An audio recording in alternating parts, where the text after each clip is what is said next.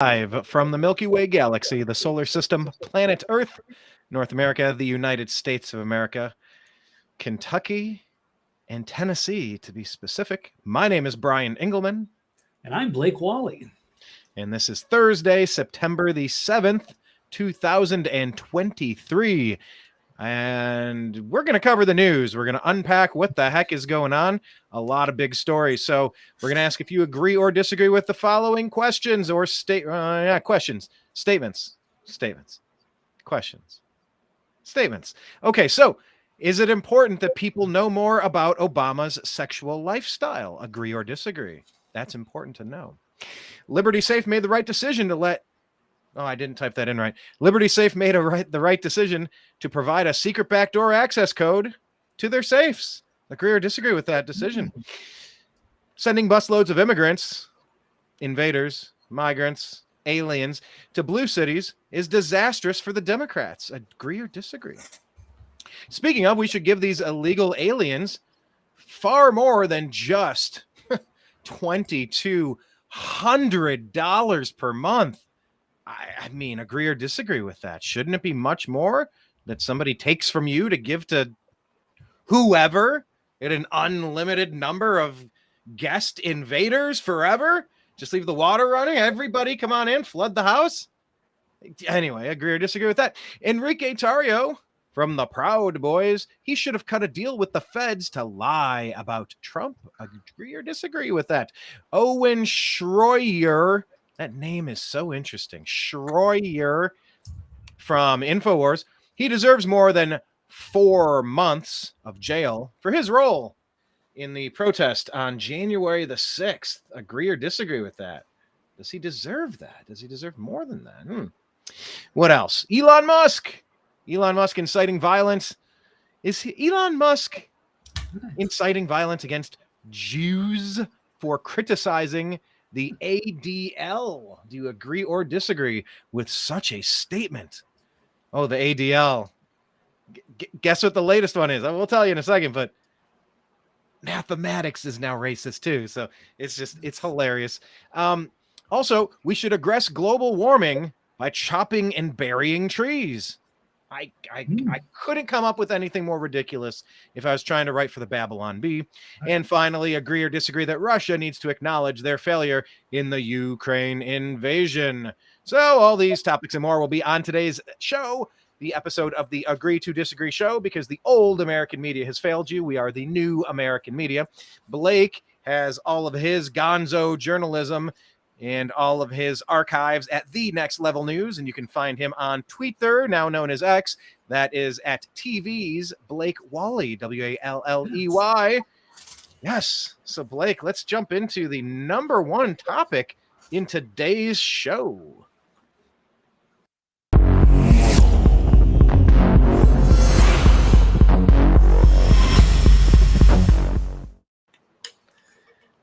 All right. It was interesting how you phrased this time, but let's posit this query. Well, let me pick a different word for today's topic. This question. Do you agree or disagree, Blake, that it's important that people know more about Obama's sexual lifestyle? Well, first off, I'm going to disagree that this is our top story. I don't know where that came from. I think when I sent you this was like buried down towards the end, but it's okay. We can start wherever you want. But was that a story? Was that a pun? Maybe. Was that a pun on the word bury? It was BARRY''. Barry, yes. Yeah. The old bathhouse Barry, as they allegedly used to call him in Chicago. Not sure if any of that is true, but it could be. And yes, it was controversial to have, or for Tucker to have Larry Sinclair, apparently one of Obama's, I guess, a weekend lover. I wouldn't say there was anything real significant, but apparently they hooked up in Chicago many years ago, allegedly. And so Tucker went on the interview. Brian, how much of it did you watch? 100%. You? Did you really? Okay. Yeah, I've been hearing this story for a long time, sir. A long time. Jocelyn is saying, no, please. We've known about Obama's lifestyle since he ran for senator. He's been smoking pot in Hawaii and enjoying men since he was in his teens.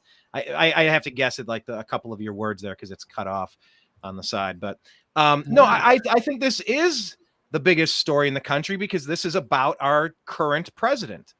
It's very important to realize, you know, and to understand the mentality of the person who is serving his third term as United States president. This is his first shadow term. Rumor has it they're going to try to get Biden kicked out 25th or, you know, try to martyr him or something. And they're going to try to bring Barack Hussein Obama's spouse, known as Michelle, in as the fourth Obama term as president, as the second shadow term. So I think it's super important because that's the person pulling all the strings in our country today. Do you agree or disagree that Obama is pulling the strings in this country? Or do you think Joe Biden is really alert and on top of things and he totally got 81 million legitimate votes? By the way, go to cisa.gov/rumor control if you don't want to hear us give our opinions on what we see plain as day clearly in front of our noses. Blake, what say you? You can hear both views, yes, and then decide for yourselves. But yes, we definitely welcome the countervailing views as well.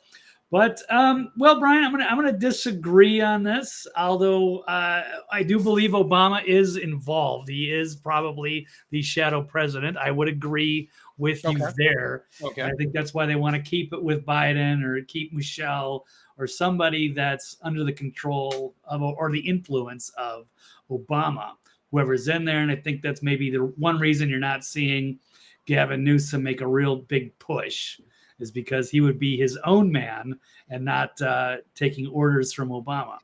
Well, another reason it won't be Gavin is because he has led his state into a steaming pile of dog crap. The amount of people fleeing that state, you have done it. I have done it. A lot of people I know have done it. Companies are doing it. Stores are shutting down. The crime is out of control. The drugs are out of control. The gangs are out of control. The illegal alien invasion is out of control. That's Governor Gavin Newsom. He literally has nothing to run on other than, hey, I look like Bateman in American Psycho. He's like, I look like that guy from that movie. It's like, yeah, you look like a swarmy car dealer, dude. We don't, we're not big fans of you, but yeah. So yeah, I definitely agree. I don't think he is hand selected as the personal Obama puppet to stuff his hand inside of the orifice and make him talk like he does with Biden. Speaking to press. Hi, I am here, but not wearing my mask. Like he reads the teleprompter like he's Will Ferrell in Anchorman. Go F yourself, San Diego. Biden doesn't know how to not read the part where it's just like on the teleprompter that it's like a note for him. I don't know if they're not color coding it, like making those blue or making them red, like take in this information, but do not speak it out loud. He'll read anything you put on the teleprompter. It's just like out of Anchorman. We are getting punked at a level I couldn't even imagine 20, 30 years ago, Blake. I would have never imagined that things could be this absurd. But I digress. So no, I agree. I think we're living in a simulation. I refuse to believe any of this. We are like living in a bad movie. A very bad movie. And here we are, and this is the interview. So you watched the whole thing. I watched maybe, I think, 10 or 11 minutes. I started to get a little bit grossed out. I don't need to hear the details. And I can believe it. I've always suspected Obama was gay. And that's okay. I don't have an issue with that, what he does in his personal life. But I do hate his policies, and those should be under criticism. And people should know if he's really calling the shots and who he really is, where he came from. I've always thought he's a very deceptive radical. And some people, we can kind of go back and forth on what we think he came from or who his real father was even. Because that's always been up for debate, as well as whether he was actually born in Hawaii or that's whole birther stuff. I think he was born in Hawaii, but his real father was actually the radical communist Frank Marshall Davis, who kind of radicalized him, and he followed in his footsteps and went to Chicago. There's a lot of things that are in question with this guy. But again, I don't care so much about the personal stuff. But yes, when he's kind of undermining America and changing it, it's not hope and change. And he was supposed to be, bring us together. I had high hopes for him at some point, but we didn't really know who he was. Did. We knew who he was. If anybody watching Glenn Beck at that time knew exactly who Obama was. He was a radical who was 5 days away from fundamentally transforming the United States of America.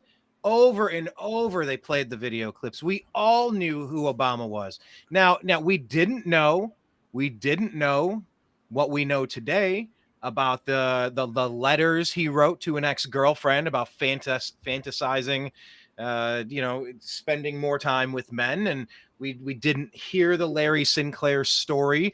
It was out there, but we weren't allowed to talk about it. In fact, that was heavily discussed that if that was mentioned, you would get removed from the press pool and you'd lose all your access to the Obamas. Yeah. But yeah, I mean, the number one component here is the radical Marxist leanings and teachings and indoctrinations from when he was in Indonesia, when he was at the Little Red Schoolhouse.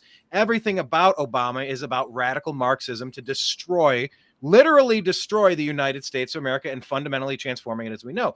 Now, where it's super interesting is that he's lied about who he is and who he was. And there are stories.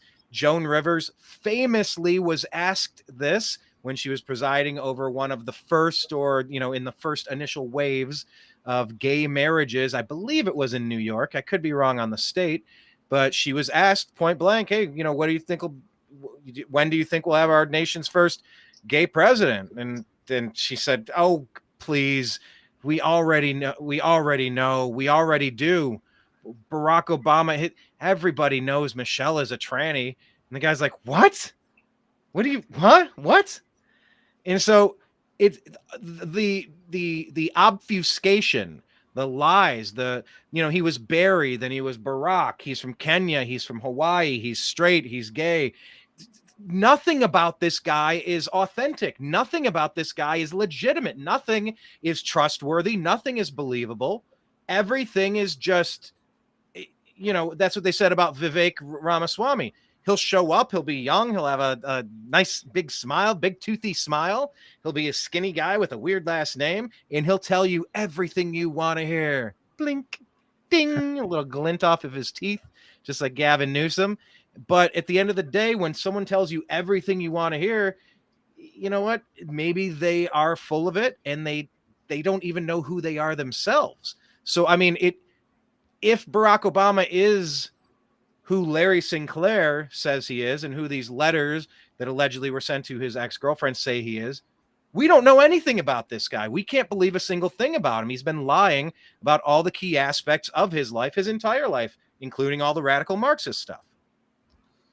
Yeah, great points. Can't argue with any of that. I agree. We should know who he is. He's very, always been very deceptive. But Brian, a scale of 1 to 10. This Larry Sinclair on a scale of credibility, 10 being like impeccable, like a Supreme Court justice, 1 being just a grifter crackhead trying to get famous or what have you, sensationalist. Where would you rank him? Well, it's all, I don't know. I listen to it. I take everything with a grain of salt. I rarely believe anybody. Let's be fair.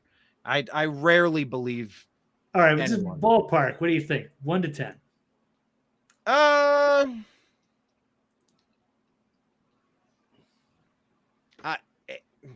8. Oh, you're breaking 8? My heart. 8?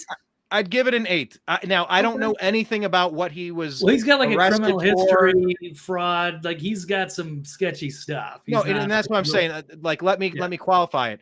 I'm not an expert on what he did up. He said, I've always been honest about my shortcomings with my convictions, and anything I was sentenced to, I served the full term, and that's all in the past. And that all stopped. I think he said, did he say 1986 or 1996 was the last time? Yeah, it was like 25 years ago, 1999, I think. Oh, that was right when he was with Obama then, allegedly. Right. Well, this before. This is when Obama was still in Chicago, like Illinois Congress. I think. I don't think he was even a senator. That was well before he became president. So he was just an unknown guy. So I didn't get all the details, but I know he's from out of town. He's from Colorado. He shows up in Chicago, and he's looking for some blow, and then all of a sudden finds his way to Obama. And it's got some of those, bad people that are in Chicago, these commies, or was Tony Resner or whatever his name is, Resco. Yeah, there's a lot of shady people that are involved in that whole outfit there in Chicago, which is why Obama was part of it. But I don't know if they would let somebody like Larry Sinclair in, but I don't know. I didn't get the whole story or the whole background. But apparently they got together and he wanted to get some cocaine. They rode around in a limo. They had some sexual stuff, and they did it again, or maybe had a second day. I'm not sure. Yeah, he said, I believe it was, he said the next day that Obama just showed up unexpected, unannounced at his place. And they went around. Oh, really? He just couldn't get enough of Larry the first night, so he's back for more. That's what he said. All right. Well, good for them. Yeah, his policy disturbs me, so that needs to be scrutinized. So, but it is very strange, and it was, I mean, it's interesting. I don't know, and there's a lot more to it. I mean, there's also, there is a big history. Let's get into another story that popped up, because another suspicious death. We talked about Joan Rivers, who died 2 weeks after criticizing Michelle and Barack Obama. And then we also know that Breitbart mysteriously dropped dead from a mysterious heart attack after he threatened to out Obama. And he was in Chicago meeting with Bill Ayers, who was a longtime associate of Obama and certainly knew about the gay lifestyle and the bathhouse Barry, all that kind of stuff. So he dug into his background, but we never really found out what he really knew, because he mysteriously died. And then the coroner also died.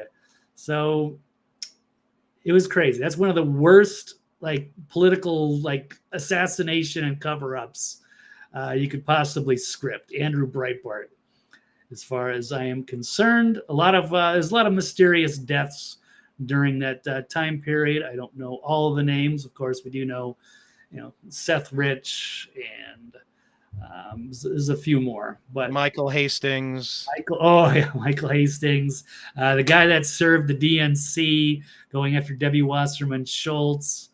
And then Larry Sinclair said one of the handlers that was communicating with him to find out how much he knew. That guy was killed with, I don't know, a single gunshot. I forget what they said exactly, but nobody in the building heard anything. It was announced by Reverend Wright the next day. Before it wasn't even announced to the public, but Reverend Wright made a public statement on it. So there were a lot of handlers around Barack that were convinced this guy is the great mixed hope. Can't be the great white hope, but great half and half hope for the country. And Larry said, it's not surprising that people were killed that knew too much or what have you. So the part where Larry's still alive and breathing is interesting, because if they're willing to kill the other guy and all these other people and Joan Rivers, allegedly, these are all allegedlys. But yeah, I mean, why would he get a free pass? Why would he? I don't know. Why would he skate underneath the radar, be allowed to tell this story? They say two people can keep a secret as long as one of them is dead. I know you've heard that quote before. Two people can keep a secret if one of them is dead. But yeah, there's a body count a mile long with these people, the Obamas, the Clintons. Yeah, maybe they just figured he didn't really have a lot of credibility because Sinclair, long rap sheet, forgery, fraud, larceny, served prison, Arizona, Colorado, Florida. So he is easy to discredit, even if the story is true. But yeah, we definitely know something is wrong with Obama. And then, of course, we have the chef that mysteriously died in a small in a pond in Martha's Vineyard. 7 feet of water. Where's where's all the information on that? Where's the 911 call? Isn't that public information? I don't know, but they were going to get like a special. Weren't they going to get like a special coroner from D.C. or something? A special team to investigate, do the autopsy. Imagine what that chef knew. The arguments over dinner, the cat fights at dinner between those two. Could you imagine? I could, and especially if they thought he was writing a book or something like a tell-all, that could have led to his demise. But not sure. We're still trying to figure that out, and I don't know if that'll ever come to light. But certainly, some of these salacious rumors of the '90s are popping up, and of course, they've been talking about Obama's his diary or whatever. That's all been in the last few weeks too. So yeah, Obama's been under scrutiny. I don't think it's for the right reasons. I'd like to see him come under fire for more of the scandals or put the pressure on for the chef. But maybe they're just breaking him down. I don't know. Yeah, I don't know if we should call treason a scandal. This guy has weaponized the Justice Department. He's aimed the IRS, the CIA, the NSA, the FBI. I don't know if I've said that twice. He's weaponized the Department of Justice against. It's just he's turned. I think Obama is the root cause of so many of the problems we have today. Just for the sake of hearing it one more time, here is what Miss Rivers had to say when asked a question. Here you go.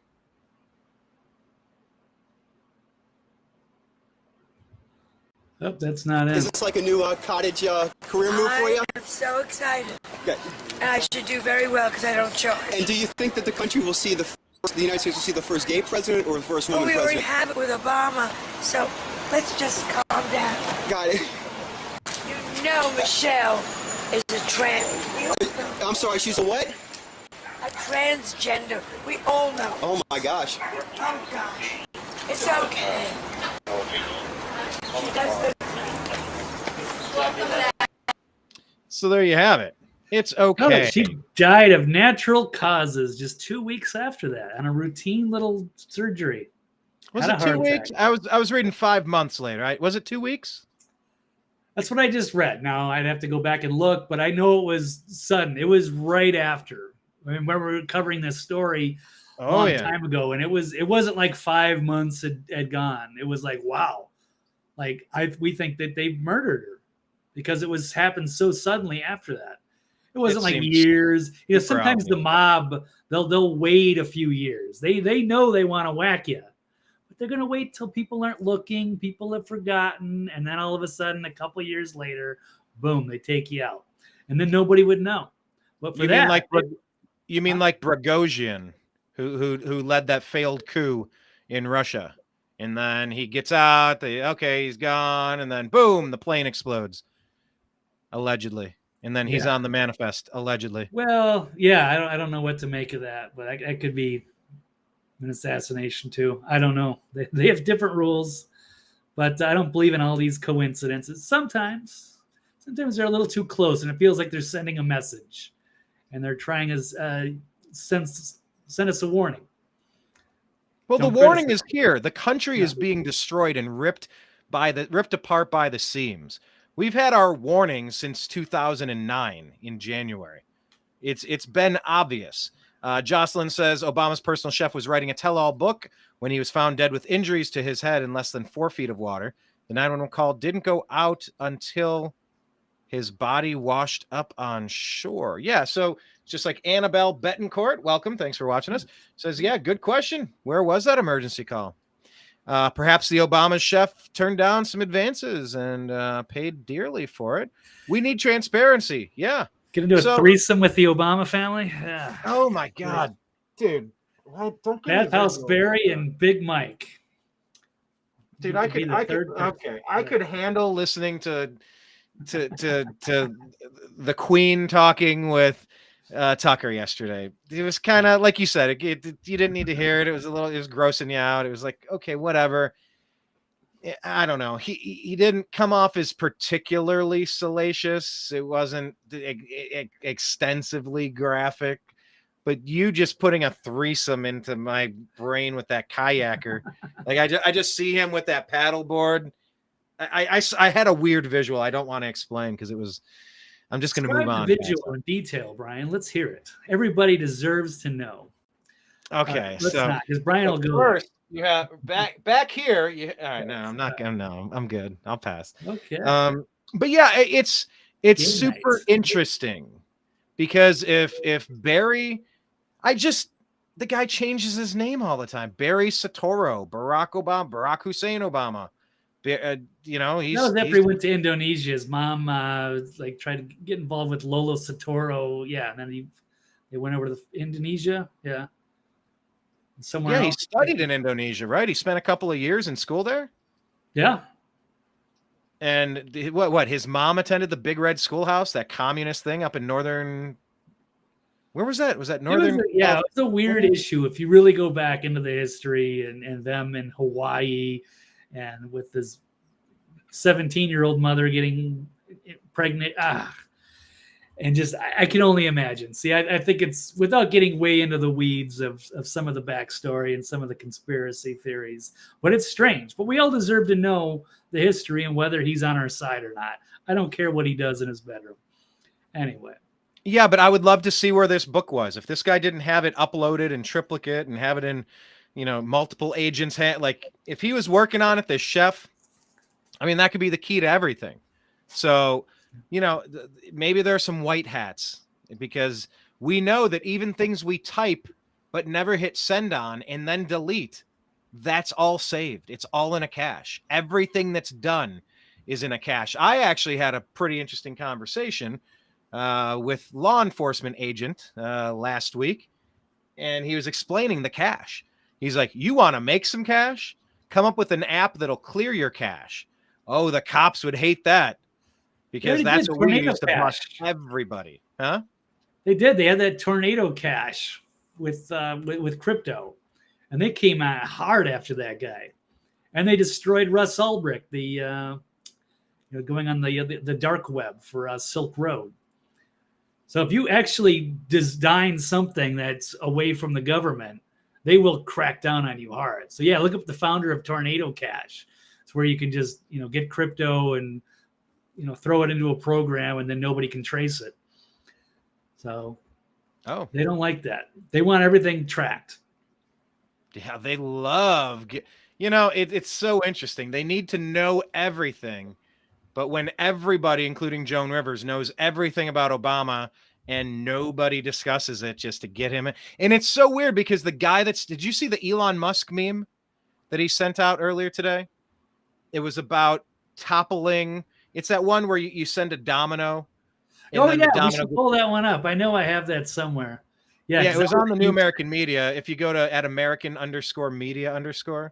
I'm going to pull it up because I meant to cover that. Thank you for reminding me, because that should have been a part of this story. And I will get it. Oh, here we go. We could spend 8 hours covering the news every day. There's so much to get into. Yeah, probably. All right, let's see if I can get it. Boom. Here it is. Here's the dominoes effect from Elon Musk. This is, I guess, how things happened with Obama. So I don't even remember who Jack Ryan was, but he must have been a senator from Illinois who vacated his seat, and then Obama took over. But Jack Ryan was caught at a Paris sex club. It's a scandal. He dropped out of the Senate race. Obama took his place, became senator, won the presidency. And now the next thing you know, you've got the Obama drug-fueled gay orgy. I'm not entirely sure what that is, but Liz Crokin took it up a notch and was also saying, this is Elon Musk trolling Obama. Okay, hold on. Can you share the screen, though? It's still not up on the screen. What? Where is it? Oh, I don't know why it's not showing. There we go. It'd be much more helpful if we could view Well, can you see it on the left column? It wasn't pulled into the chat for whatever reason. It says that I'm sharing it. Oh, okay. All right, but anyway, let's go back to the since we're just talking about it. Here are the dominoes again. Yes, starting with Jack Ryan.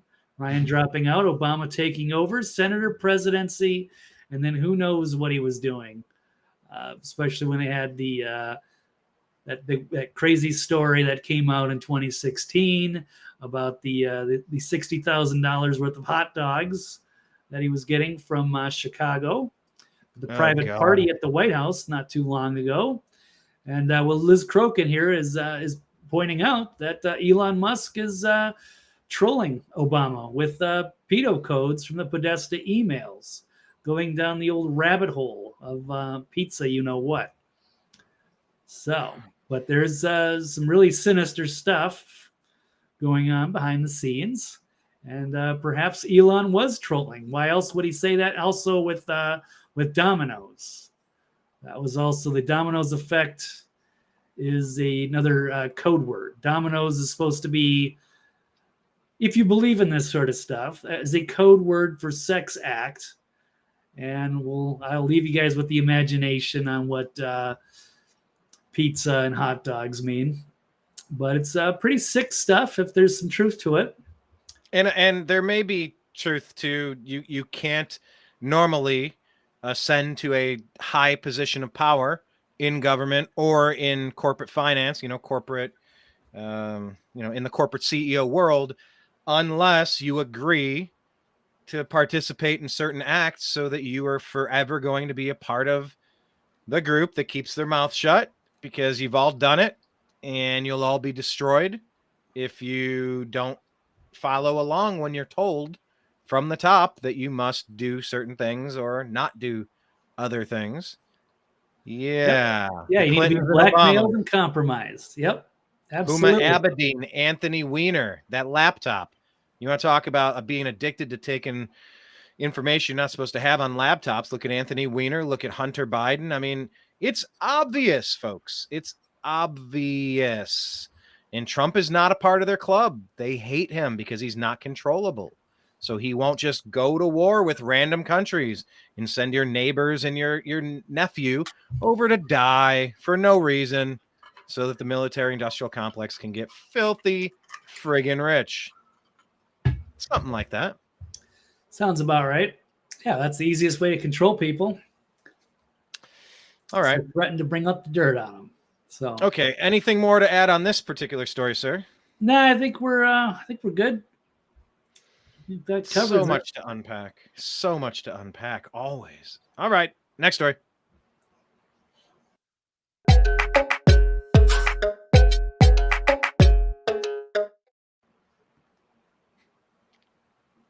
All right. Agree or disagree, Blake? Liberty Safe made the right decision to, I got to retype this. Liberty Safe made the right decision to provide a secret backdoor access code to their safe. Agree or disagree? I am going to disagree. They've come under major fire. I didn't know about, how this stuff works. So I'm surprised that they have backdoor access and that people would actually want something like that. That's what's confusing to me. So I don't know, maybe I don't know enough about gun safes or how they operate, but why do they have the combo? Or is it like electric and there's several reasons why it just sounds bad. So I don't understand. Brian, you're more of a gun enthusiast than I am. I'm a huge supporter of the Second Amendment. I would assume people would, keep guns locked away. And then I don't know how they use their access, but I don't know why a third party would have to get involved with that. But maybe I'm missing something. So please fill me in, Brian. What do you know about this one? All right. Well, do you have the story to kind of run? I do have one. I pulled up from the Federalist. So here we go.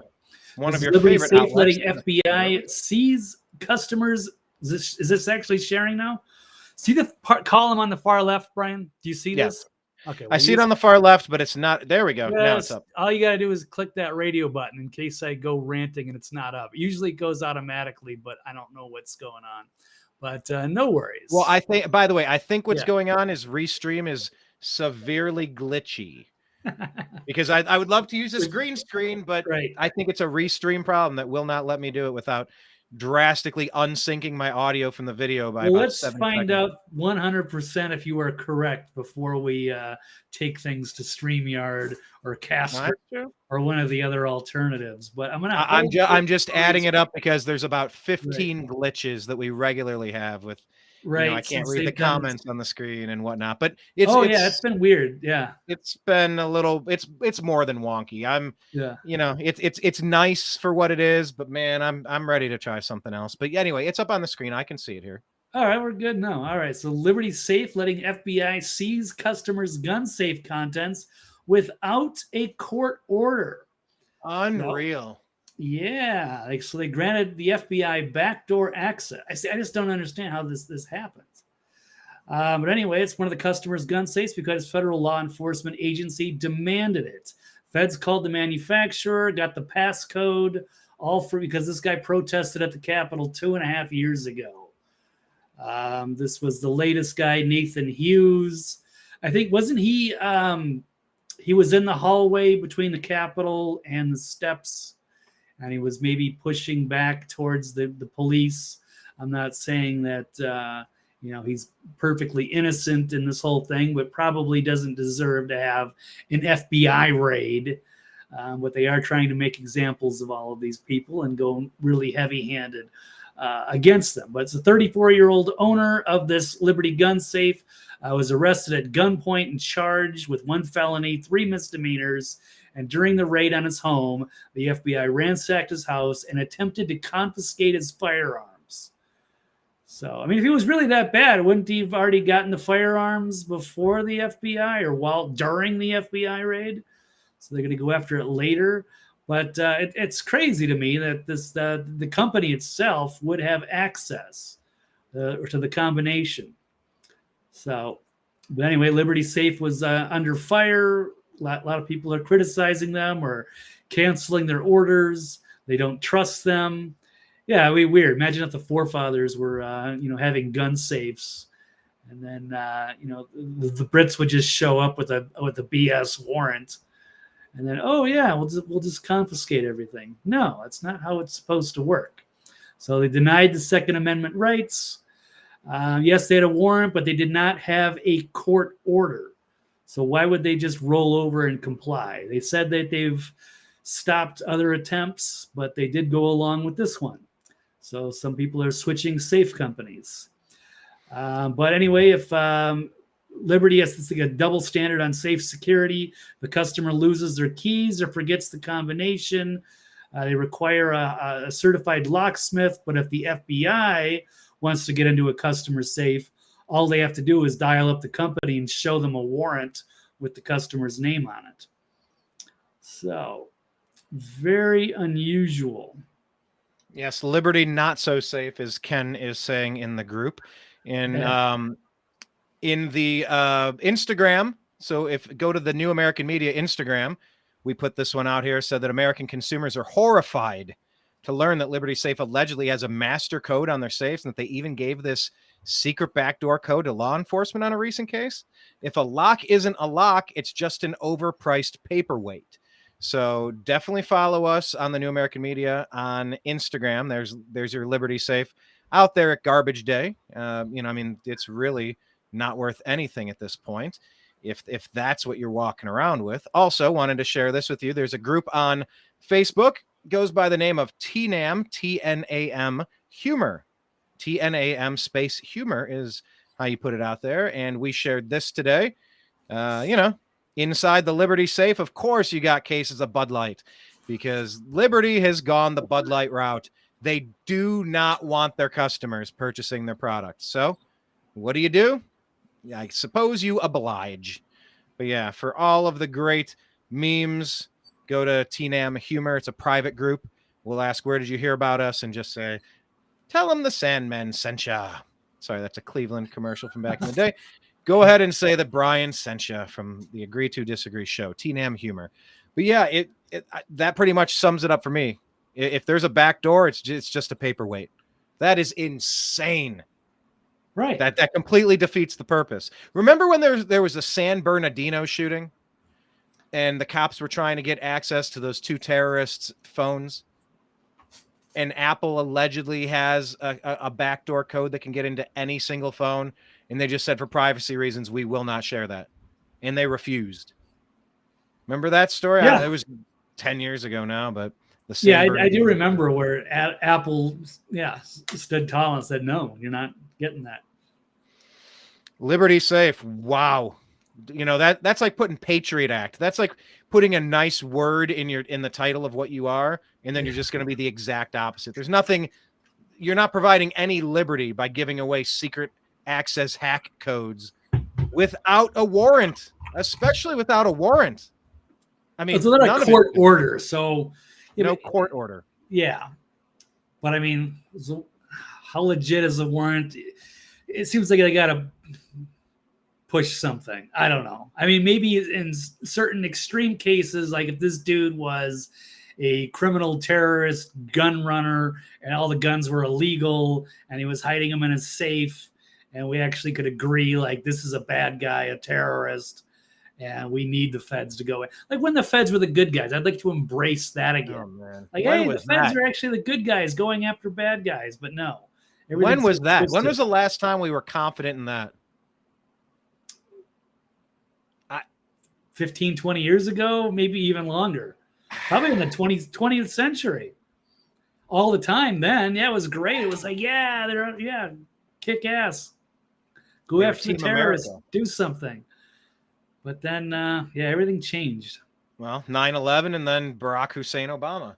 Yep. Dreamer Ultra saying he didn't hear that story, but it's pretty disturbing. The safe company obviously received a handsome bounty from them, allegedly, perhaps. Who knows? Jocelyn saying if she had a Liberty safe, she'd call a local locksmith to remove the factory pin pad and have an aftermarket model installed inside. I mean, it's ridiculous, yo. So I just can't imagine having it electric. You couldn't rely on something that, I don't know. I'd rather go with old school technology because you never trust that. I can imagine being locked out of your gun safe because the power goes out, or I don't know. I don't exactly know how all this stuff works. But the fact that there's connections like that, it just seems unnecessary. I hear you. Well, that's the Liberty Safe story of the day. Let's move on to the next one, shall we? Here we go. Not quite lightning round, but we're going to start chugging here.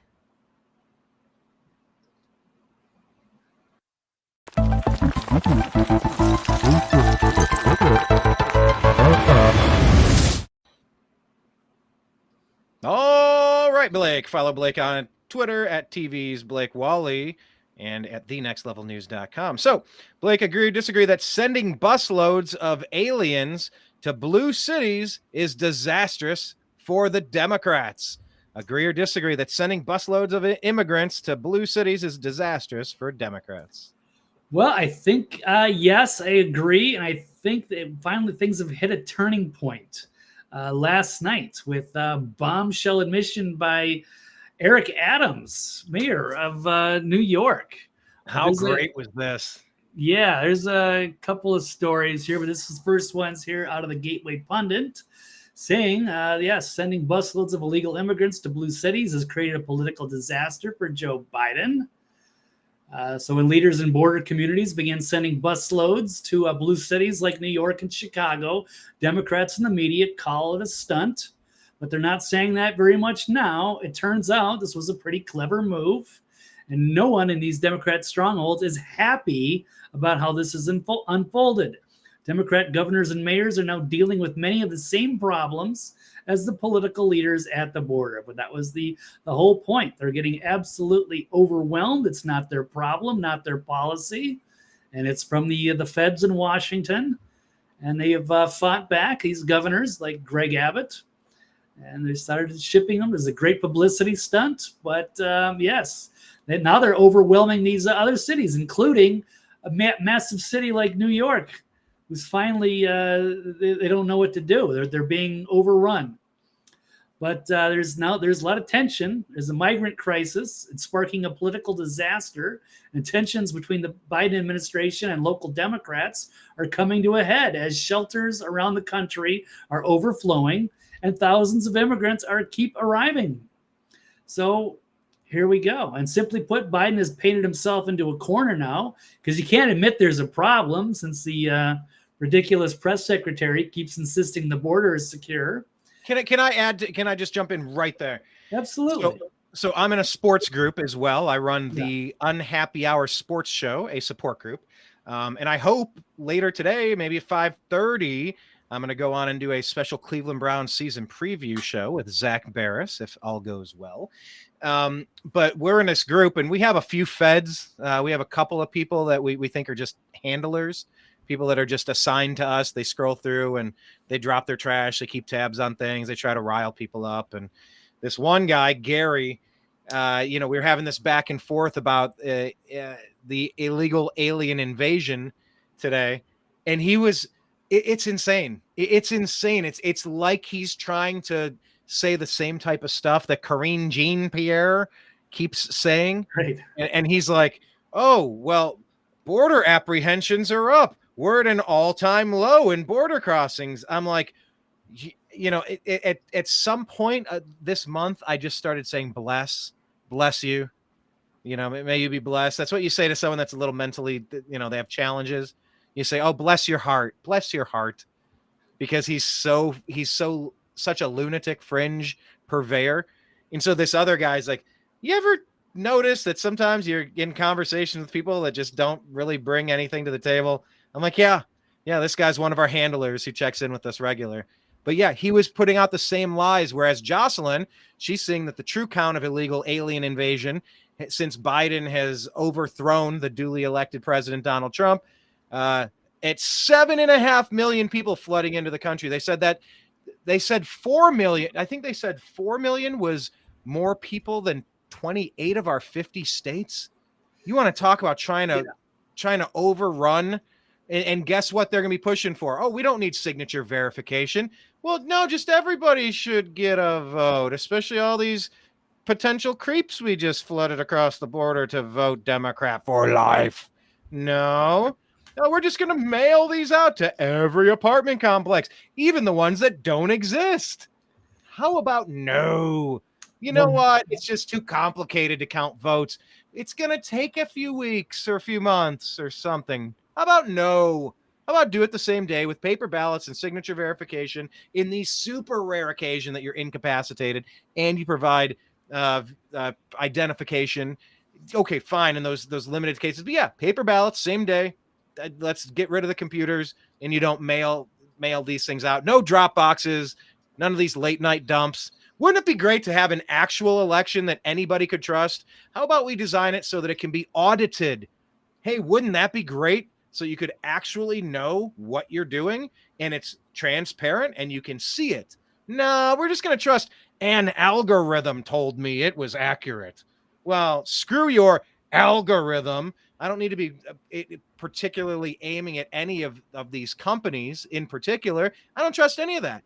Oh, it's proprietary. We can't share that information with you. Then you're not allowed within 200 yards of the schools where people vote, just like Joe Biden shouldn't be allowed within 200 feet of any schools with any children under 18.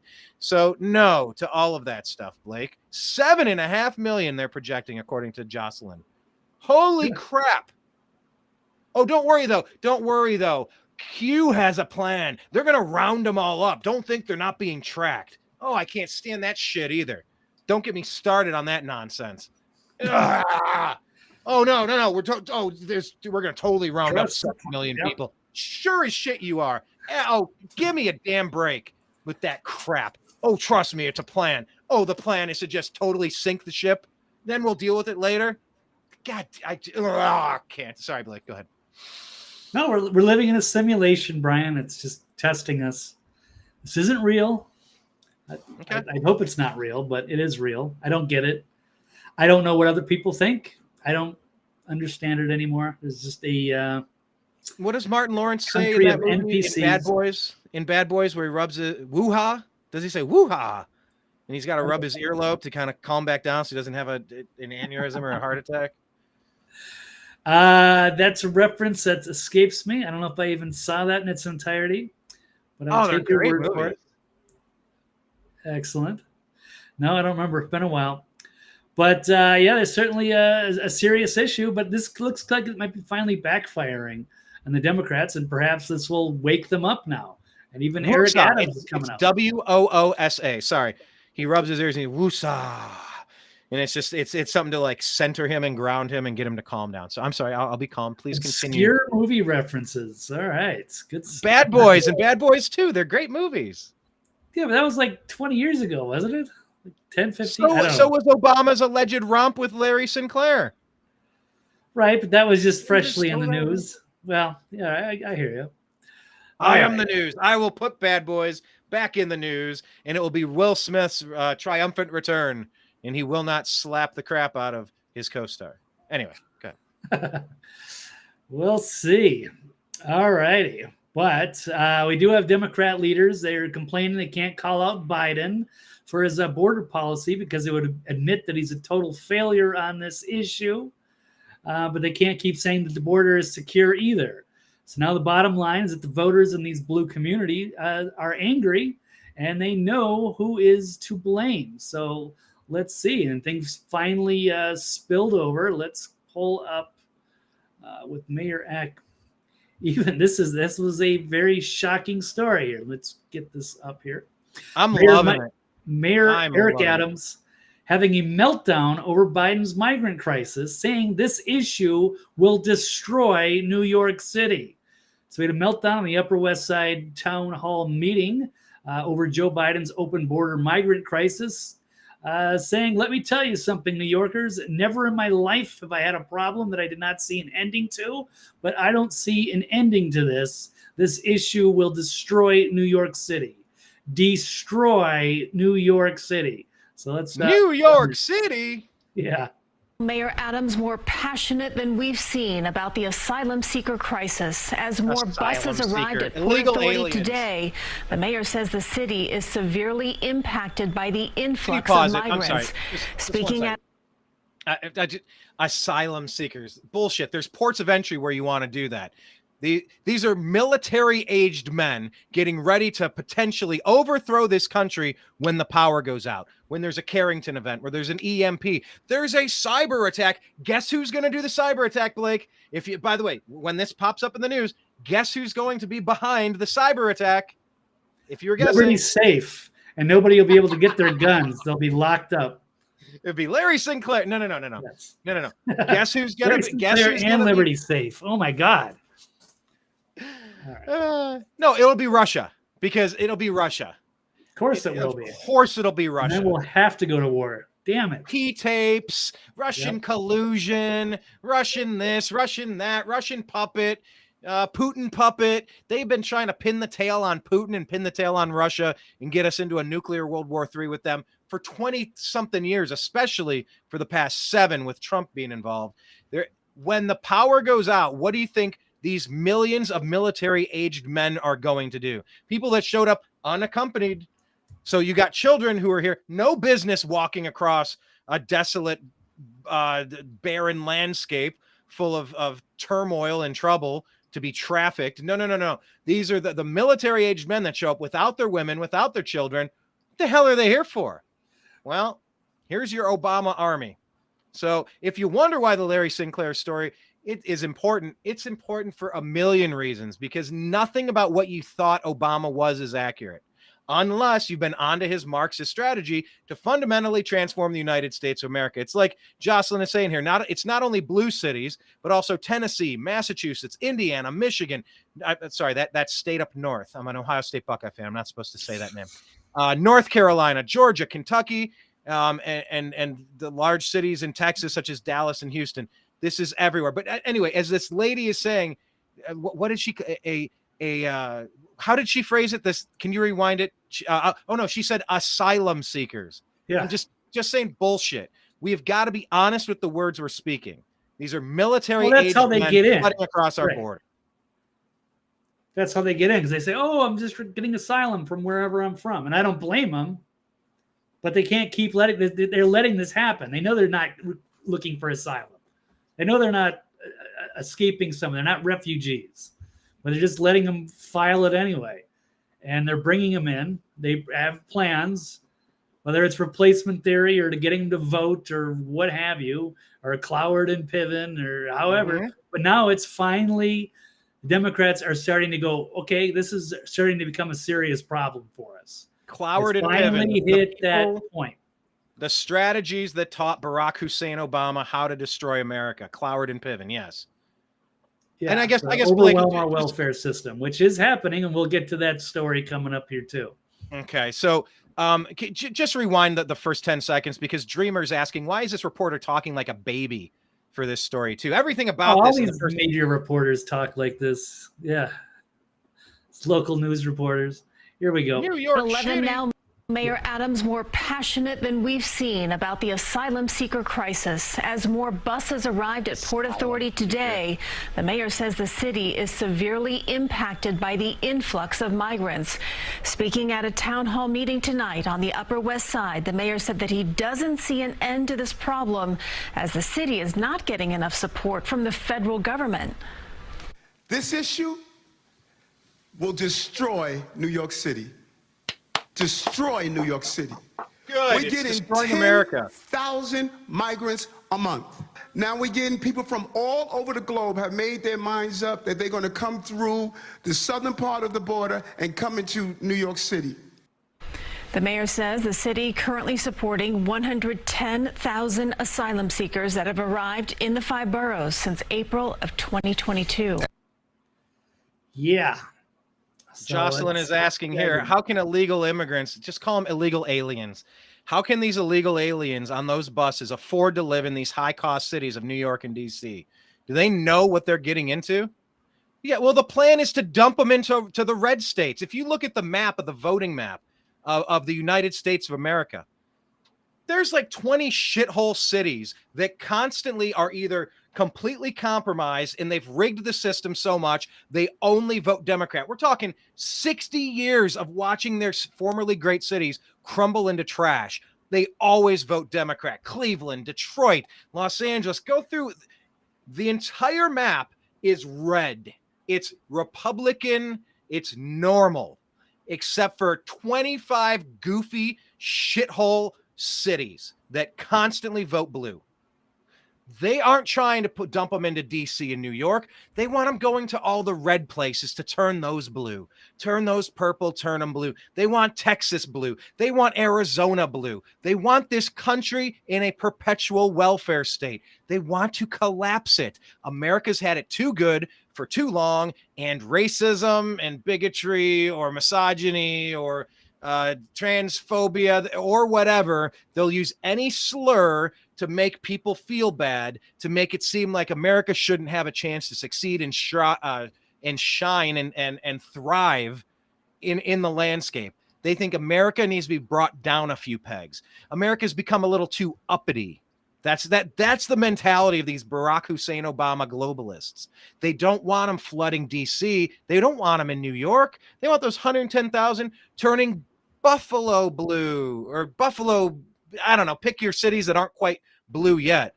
But the entire map of this country is red, except for these goofy little cities with ridiculously dense populations there. That's the end game. They want these people to change the entire voting demographic map of our country. And these idiot Republicans that are in power in the House and do freaking nothing constantly. Yeah, maybe a hearing, maybe an investigation. Oh, hey, I'm going to get up there and give you a great 60-second, 120-second soundbite. Hey, I'm Lauren Boebert, and I'm not calling any of these people out in particular, but they don't do anything. They don't accomplish a single thing. And now Biden has welded open the border crossing points, and they say it's because of antelope. Because of antelope, we're going to weld these doors open. You can't even close them. They are welded open while the metal that was purchased to finish the fucking wall is rotting. No, it's not even rotting because they sold it for 5 cents on the dollar to get it out of there. America has been overthrown. America is under attack. And I'm telling you, for the love of God, when the power goes out, get ready for millions of people who have flooded this country, military-aged men. Get ready for Antifa. Get ready for BLM. Get ready. They know who you are. They know where your internet service provider is. They know where your cell phone pings. They know where your account is at. They're going to come to your house. They're going to come everywhere. There is a potential for a literal hot invasion of this country led by Barack Hussein Obama. So if his Larry Sinclair story isn't relevant, I would just beg to differ. It's super relevant since he's the one behind everything that we're seeing right now. And it's a little distressing. It's slightly concerning. Just a little bit terrifying. But I can only say there's no need to be scared when you're prepared. Just get right with God, get some skills, get stocked up on some important things, keep your head on a swivel, connect with your neighbors in your community, and get ready. Get ready when the power goes out, because they're going to blame it on Russia, and these people are just sitting here as sleeper cells with this Manchurian candidate, this weekend at Bernie's puppet clown Biden, with Obama's hand so far up his backside, he just walks him right out of those medal ceremonies with 80-something-year-old people before the benediction even starts. It is a complete clown show. They are rubbing it in your face every single day. So I have concerns, Blake. Oh, sounds like it. All right. Well, you got to vent. Good job, Brian. All right. Well, there you go. Here's another man that's venting, Curtis Silva. It's an iconic figure there, the Guardian Angels. New York, who's been arrested a couple of times for protesting. And of course, he's in favor of having legal immigrants. We all are, but not just open border and just, paralyzing your city with just having droves of people come over. They can't contain them all. So maybe finally they can get some common ground. And with him and Eric Adams, they can finally agree on the same page. This is too much. It's taken over. And let's flip over to the next question, Brian. There's another one that ties together with this, because we got to get the lightning round. I got about 10 minutes left, and then I got to go. Oh. How can they afford to stay here, especially in an expensive city like New York? Well, they can certainly stack up, put a lot of people in particular houses, but they're also getting paid, looks like, quite a bit of money. According to a Border Patrol agent, revealing Biden regime is giving $2,200 of our taxpayer money per illegal immigrant family, plus a plane ticket, housing, food, free medical services. So as a shocking revelation, Todd Bensman, the center's Texas-based senior national security fellow, has reported the Biden regime allocating $2,200 a month, that's one parent, one child, through phony asylum for the cost of living expenses. That comes at a time when the average American on Social Security receives just $1,400 a month, and oh my God, only $700. Oh my God. How much money are they giving to Ukraine, screwing Maui? We have welfare, Social Security, unemployment benefits, barely get by with all the inflation, rising costs of everything. And then they're handing out just $2,200. I mean, why? Yeah, I think I don't blame them for trying to get asylum. I mean, that's a lot of money for people who knows what they were making back there, working their asses off. It's crazy. So everything's backwards. They're breaking it. This is very much like a Cloward Piven replacement voting block. However you want to look at it, something isn't right. And even the Democrats are finally maybe starting to come around. But that's a huge thing for Eric Adams, who's just been a establishment bootlicker, to actually go out in that town hall and tell the truth. Was pretty spectacular. So that gives me hope.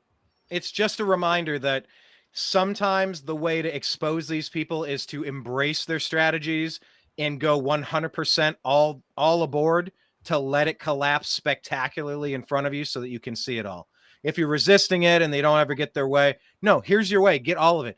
I love the strategy of busing them to these big, sanctuary cities. Why didn't the Supreme Court strike these places down in the first place? Why didn't they dry up all of the federal funding while they're thumbing their nose at the United States immigration law in the first place? There's got to be an adult in the fucking room to stop these crazy Democrat governors, mayors, and politicians in Washington from pushing this stuff. There is got to be some adult that smacks the ruler down on the wrist when the kid is acting up.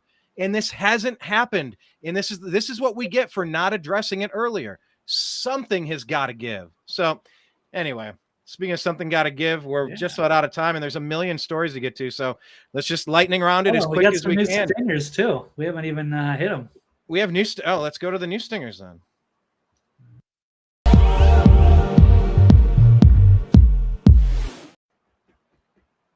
Okay. Well, per keeping in line with the trend, I couldn't see it because it didn't show up on my screen, but it's not a restream glitch. I think it's a restream glitch. Actually, I can watch it on this feed over here on my YouTube channel. Go to youtube.com/thenewamericanmedia to follow us. No wonder your internet's slow because you're watching the show at the same time you're broadcasting it. Maybe. Of course. I'm watching it on Twitter and on YouTube. Oh my God. All right. And I have 3 different browsers open with 20 tabs each. I bet. Okay, Blake, agree or disagree that Enrique Enrique Tarrio screen doesn't work. Yeah. Agree or disagree that Enrique Tarrio should have cut a deal with the feds to lie about Trump? This is perhaps the main story of the day that we buried. Do you want to just do a show tomorrow? Do you just want to cut it now and just try to get to some of these? We got 5 stories here that are all important, and I don't know. Yeah, I'm gonna have to just send you the links, and you're gonna have to carry on. I got about maybe 7-8 minutes left. And all right, tell me about Enrique Tarrio. Should he have cut a deal with the feds to lie about Trump? That's the accusation. And for his point, I'm sure he would agree, but he shouldn't have. He did the right thing, as tough as this was. I disagree. He should not have cut a deal with the feds to lie about Trump, but apparently this is what happened, and they gave him 22 years. Right? Let me pull this up. This is so shocking and awful. Let's be careful. Let's go through this. So the leader of the Proud Boys, Enrique Tarrio, tells all after who was not there, who was not at the Capitol. And by the way, what else is not there is your article. Let me click the button and see if that'll make it work. Can you see it on the left? If you see it on the left, just click that radio button. I don't know why it's not doing it, but in case because I leave the page to talk about the article, I don't even notice it.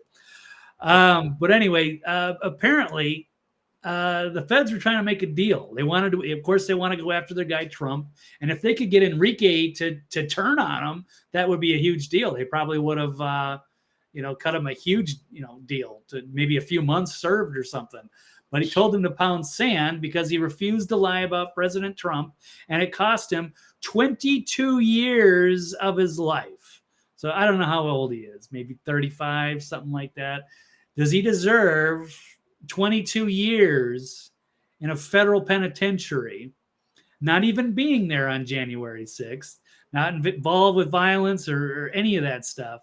This is like third world country bullshit.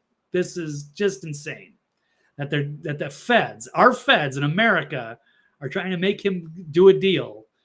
Like, here you go. Are you going to go 22 years, or you turn on Trump so they get their guy and you'll serve? So it's trying to get us, was it 20 pieces of silver? How much did Judas sell Jesus out to? A few pieces of silver. Anyways, this is pretty much what's happening here. So dishonorable Judge Kelly told 30 pieces of silver. 30 pieces. Thank you.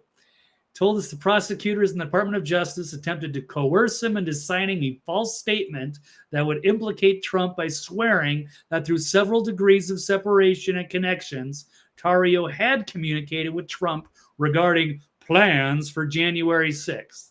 There was no plan.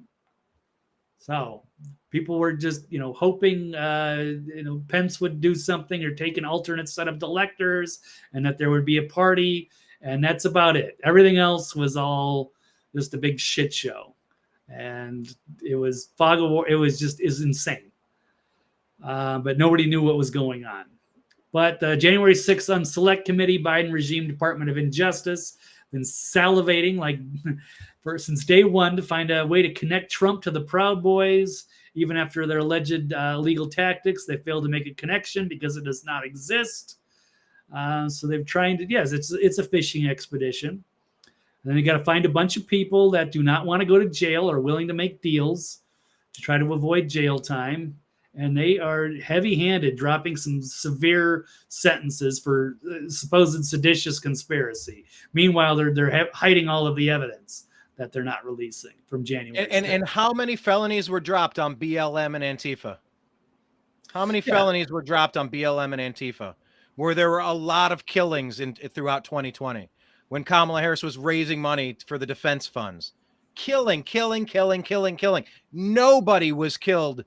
Nobody was shot and killed during January 6th, except for that unarmed veteran mother killed from a man of another race that day.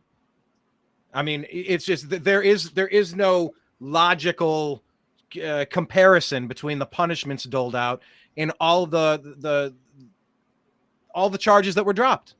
It just there's no comparison here. No, there's not. They keep trying to say it's an insurrection, although if it was an actual insurrection, they'd all be gone by now. They would have been gone that day. If all of those patriots, if everybody was armed and really wanted to just overthrow the government, it would have been done a long time ago. So it'd be a very different story today and a very different country. I'm not saying better or worse. That's also equally terrifying. But it wasn't an insurrection. And they keep trying to say that. And they're willing to, destroy these people's lives, try to get people to crack and turn on each other. And these people need to be pardoned ASAP. So we have to have Trump get back in. Obviously, the deep state doesn't want him. What's up, Rob? And it's time. That's our last hope, is to try to do it the right way at the ballot box. I expect the Democrats to cheat and continue this because they have no other option. So I don't know. Or else we have to hope that we wake up enough people and they realize that they've been conned. And we change the narrative of that day if we can actually get the footage out, which they don't want. Well, by the way, I've put in official request number 15 to Speaker McCarthy's office, and there is some rumbling that they are much more open to allowing people to get in there. I'm sure you saw that conversation thread, Blake. You were involved in that. But the three of us may be headed to D.C. to go get a look at that J6 footage. But if you can just get to Owen Shroyer then, and we'll get you out of here. Because that's the same type of story, same situation. It's all about, charges and penalties and, absolutely. So, yes, this is Ben Swan talking about 22 years for his alleged role on January 6th, but he wasn't there that day. He was actually sitting in jail in Baltimore for previous unrelated offense, but he's been thrown in prison for no other reason than just being affiliated with the Proud Boys on the wrong day of the wrong year. And so there was I believe there was a flag that burned. There was a flag that burned from a church, but you can burn the American flag all day. That was some flags you can't burn, but other flags you can totally burn. Just like I'm saying, this makes no damn sense. Right. And they're also going after Owen Shroyer, but he's looking at maybe 120 days, 4 months. Government is recommending 4 months for InfoWars personality Shroyer on the single misdemeanor count. He pled guilty for January 6th. While he didn't enter the Capitol or use violence, they cite his words leading up to and after January 6th. Because what did he say? He got firing up the MAGA crowd. Ladies and gentlemen, I can announce to you right now in high confidence that Donald Trump has been reelected. People chanted USA, USA. But according to the government, Shroyer cannot, quote, light a fire near a can of gasoline and then express concern or disbelief when it explodes. Oh, good God. I've seen every Democrat politician say the exact same shit nonstop since Trump got in office. I heard him saying the same shit after they did 20 recounts of Bush v. Gore down in Florida, down to hanging chads and all. They're looking, is that a vote? Is that not a vote? Oh, Bush is an illegitimate president. Donald Trump is an illegitimate president. Yeah, it's hard when you win an election and it's stolen from you. I've seen all of this stuff. These are not crimes according to how the Democrats are not punished for them. These are not crimes. This is the same exact crap you hear the other side say. I don't understand how this is happening. I don't get how we got here, Blake. No, it doesn't make any sense. We're living in a simulation, Brian. This has all got to be fake. because this is way too absurd. This must be just a dream. I don't get it. Or this is a big test. Maybe, I don't know, maybe we're on the Star Trek holodeck. Like, computer and simulation. Computer. What if that's all it took? And simulation, yes. And finally, Blake, you finally realized it. Oh my God, we were just fucking with you this whole time, living in this horribly bad movie. But I don't get it. All right. Well, So here Blake, we are. that pretty much sums up his time for today. Yes. Sorry, Um, guys. I'd love to discuss more. We do have to burn the ADL some more, but they did it to themselves. Well, Nazis are worse. I also wanted to do some kind of a comparison by talking about, the Nazis versus the Antifa, because the Nazis are the worst. They're like the scum of the earth. We fought a war against these people. They shouldn't be here. Anybody that claims to be a Nazi is a willing part of a hate group, and they should just ship them off to Ukraine. They can join the Azov Nazis if they want to do that. They have no business here in America, although everybody's entitled to free speech. So I'm very much against the hate speech towards Jews, but the ADL is pushed too far, and they've overreached there as well, going after Elon. That should be an interesting debate. But Brian, I will let you take over. I have sent you the links for the last 3 topics. You can cover without me, and we'll do it again. Maybe I don't know about tomorrow, but. We'll try doing more shows if we have time, or maybe we'll have to start rescheduling the show an hour early than normal, and then we can avoid these conflicts, because it seems like you're settling into a new schedule where you have your heart out at 4:15. That wasn't the case until somewhat recently. So I'm open to moving it to 2, perhaps, to our viewers out there who are watching and used to us at 3. Maybe you'll see us at 2. Perhaps. All right, tell us where to find you, and then head on out the door. Thanks, everybody. It's great to have everybody. Great comments. Wish we had more time to go over more of it. But yes, I don't. TV's Blake Walley on Twitter, and the archive is always on thenextlevelnews.com. And we'll catch you guys later. All right, everybody, be good, and we'll look forward to doing the next broadcast. Take care. I'm out. Peace. All right. Thank you, Blake. There he goes, everybody. Follow him in all of the places. Okay. We got some other stories here to get into. So many good comments, so much to get into. Oh yeah, we got some more stingers. Let's go to a new. Here, how about this stinger? This is the one we made. I'm pretty proud of this one. This is the New American Media stinger. It's showing a nation in distress. This is going to be the new opener and closer for our original video projects.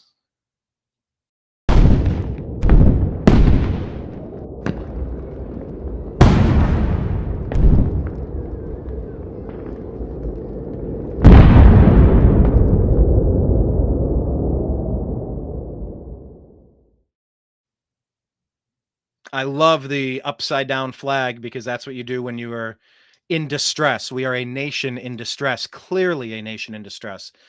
But by the way, just, and I love the wind. I love the sound of the wind and those explosions and the strobe light flashing effects. I worked with Ted Distel to create this design.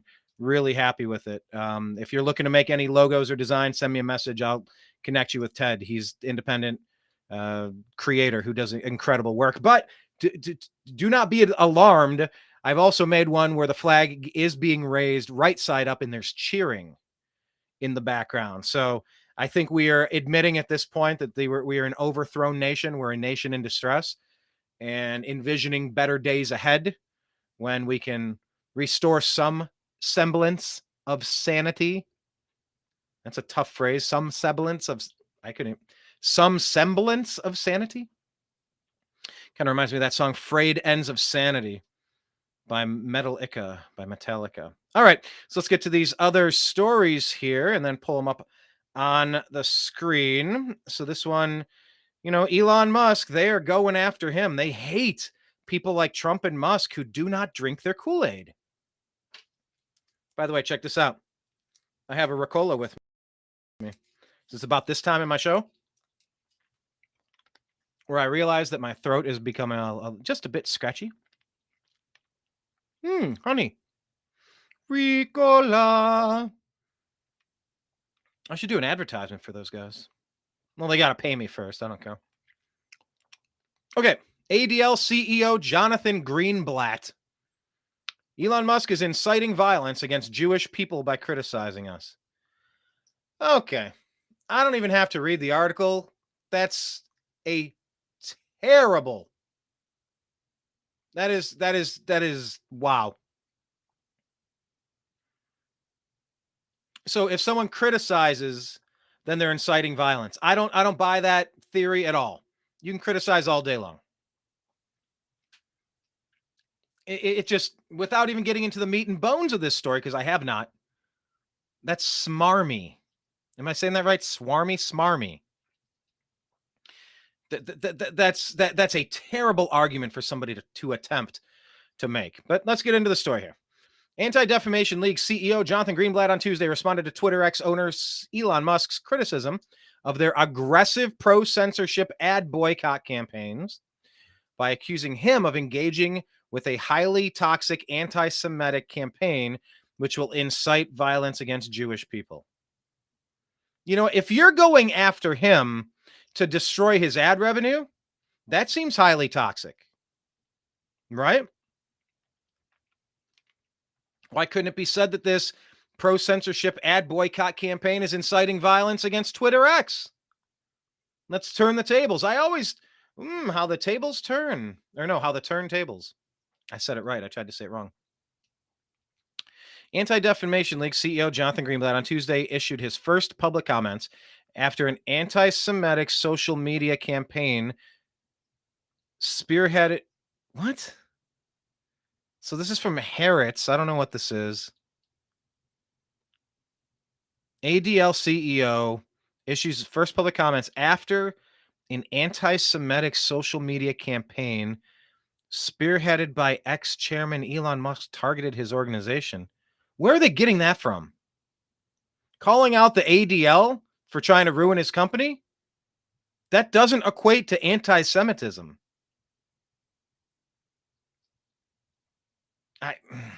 Do I really have to get into this story? Shit. Okay. It is profoundly disturbing that Elon Musk spent the weekend engaging with a highly toxic anti-Semitic campaign on his platform, a campaign started by an unrepentant bigot that was then heavily promoted by individuals such as white supremacist Nick Fuentes, Christian nationalist Andrew Torba, conspiracy theorist Alex Jones, and others.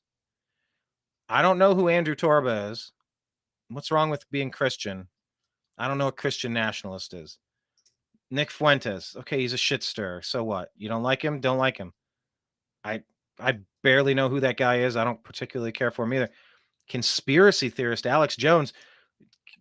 Conspiracy. What has he got wrong in the past 20 years?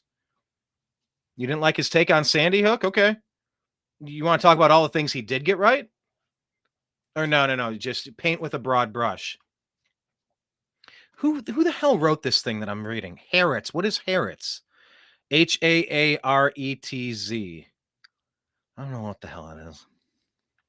Musk had defended himself against allegations of anti-Semitism, all while, just constantly being accused of stuff. Well, when did you stop beating your wife? Remember that one? You just get accused of stuff and you're like, well, and you're instantly. This is what the left always does.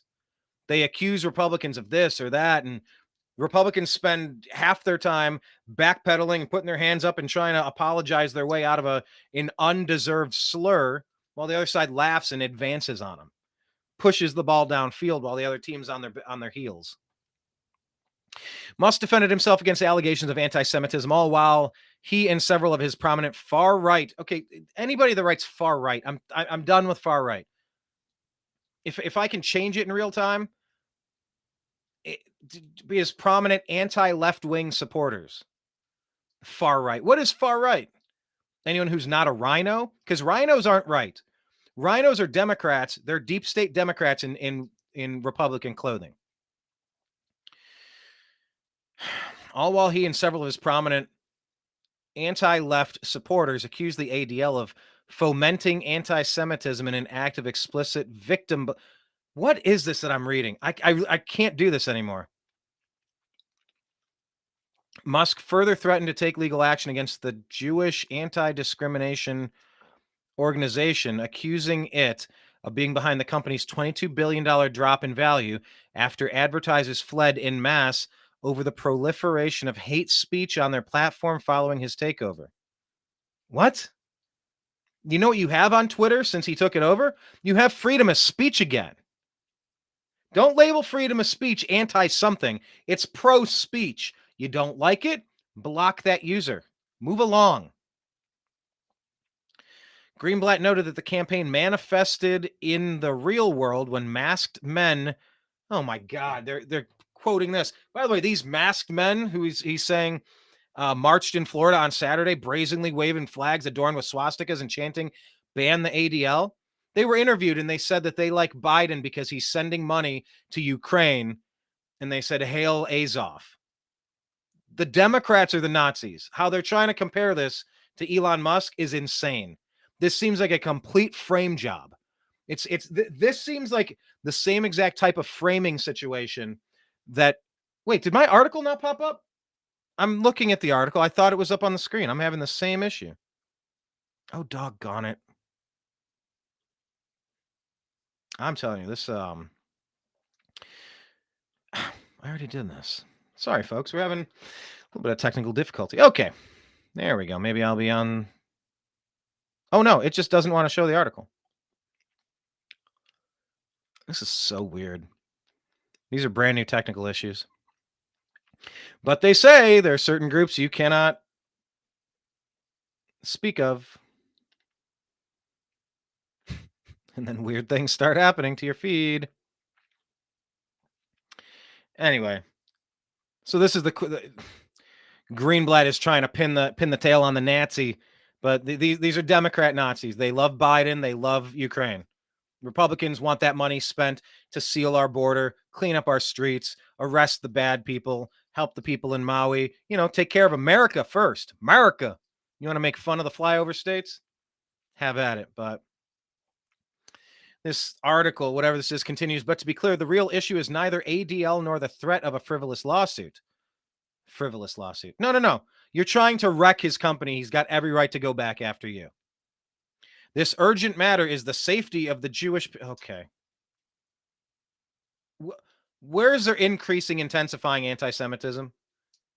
Other than what you're trying to put out there? My God. The ADL CEO.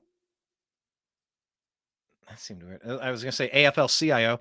The ADL CEO charged Musk. Charged Musk? He accused Musk. This is so horribly written. I cannot stand bad writing. They didn't charge Musk with anything. Accused Musk with engaging with and elevating these anti-Semites at a time of unprecedented spikes in anti-Semitism, targeting Jewish institutions and private residential communities. Where? Show me a study to explain what you're talking about. I don't cover this week to week, year to year. I don't see this. I see this as an attack that you're trying to make to ruin Elon Musk because he's in favor of free speech, because he's kicked the deep state Democrats out of the control panel room so people can just talk again. Freedom of speech protects speech that you don't like. And so this behavior is not just alarming nor reckless, it's flat out dangerous and deeply irresponsible. We need responsible leaders to lead, to stop inflaming hatred and step back from the brink before it's too late. Musk can probably add this inflammatory rhetoric to his lawsuit against the ADL. Okay. Thank you for that line. Without a doubt, the time when the most unprecedented spikes of anti-Semitism targeting Jewish institutions occurred was in 2017 after Trump's election, when over 245 bomb threats were called into Jewish community centers throughout America. How is that? The ADL used the threats to harangue President Trump for emboldening anti-Semites, and legislation was passed as a result of lobbying from the ADL to increase funding and security grants to Jewish groups. It turned out that nearly all of the JCC bomb threats were carried out by an 18-year-old Israeli-American, Michael Ron David Cotter, who was found to have a Bitcoin wallet worth millions of shekels.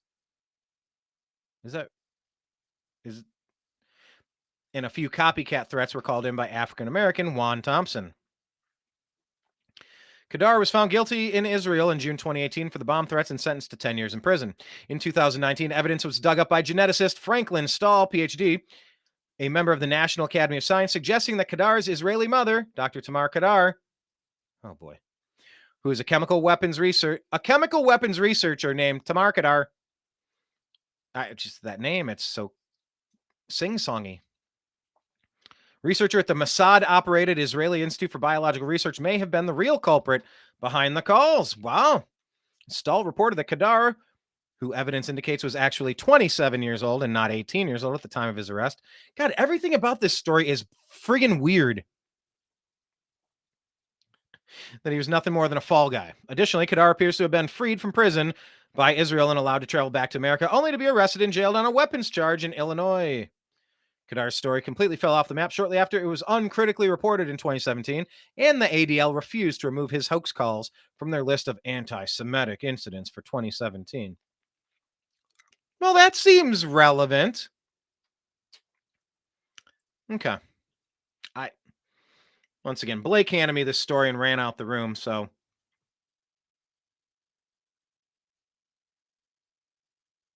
I want to share this one to you.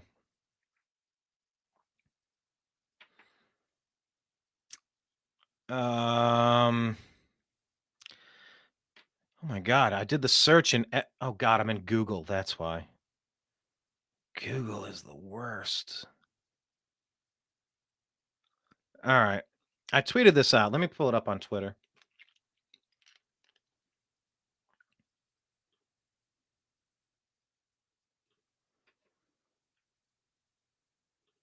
Okay. I don't trust Elon Musk, but I like a free and open platform.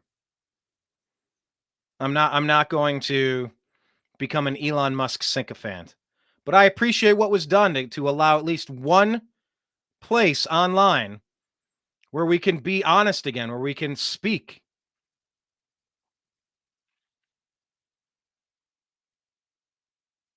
I'm sorry, just attacking Elon.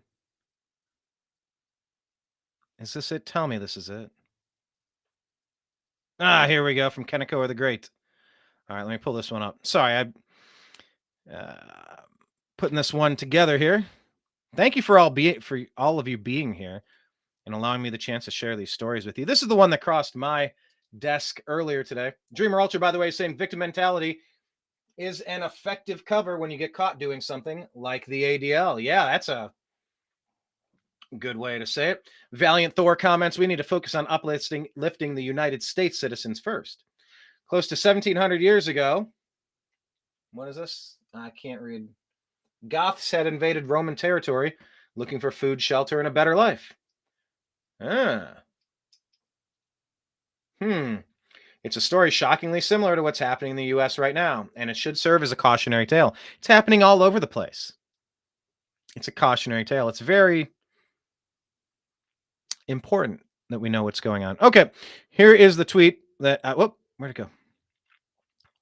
Huge glitches today trying to share these stories to you. I click share, it says it's sharing. It doesn't share.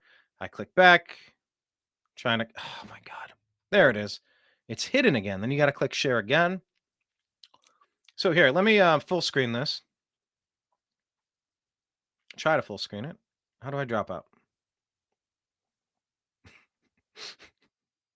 This is all sorts of wonky, folks. I guess maybe that's the biggest I can make it.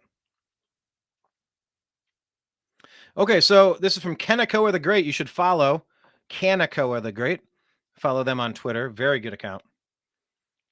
So now this came out today. According to the ADL, the numbers 1 through 11 and 109 and 110 and 12 and 13 and 13 and 52 and 13 and 90 and 14 and 1423 and 14/88 and 18 and 21-2-12 and 211 and 23 and 23/16 and 28 and 311 and 318 and 33/6 and 38 and 43 and 511 and 737 and 83 and 88 are all hate symbols.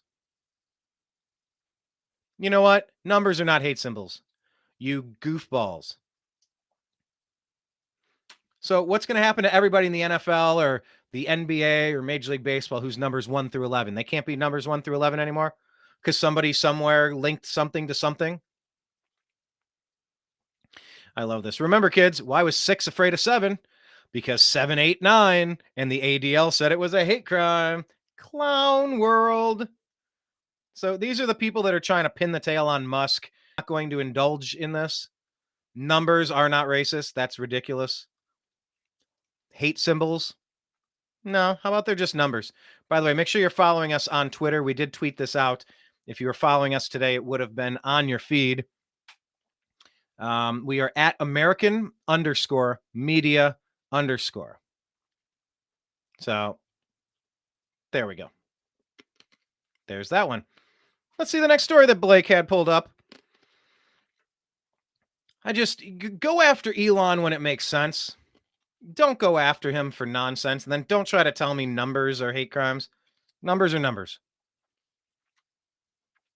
It's just, the phrase has been said so many times.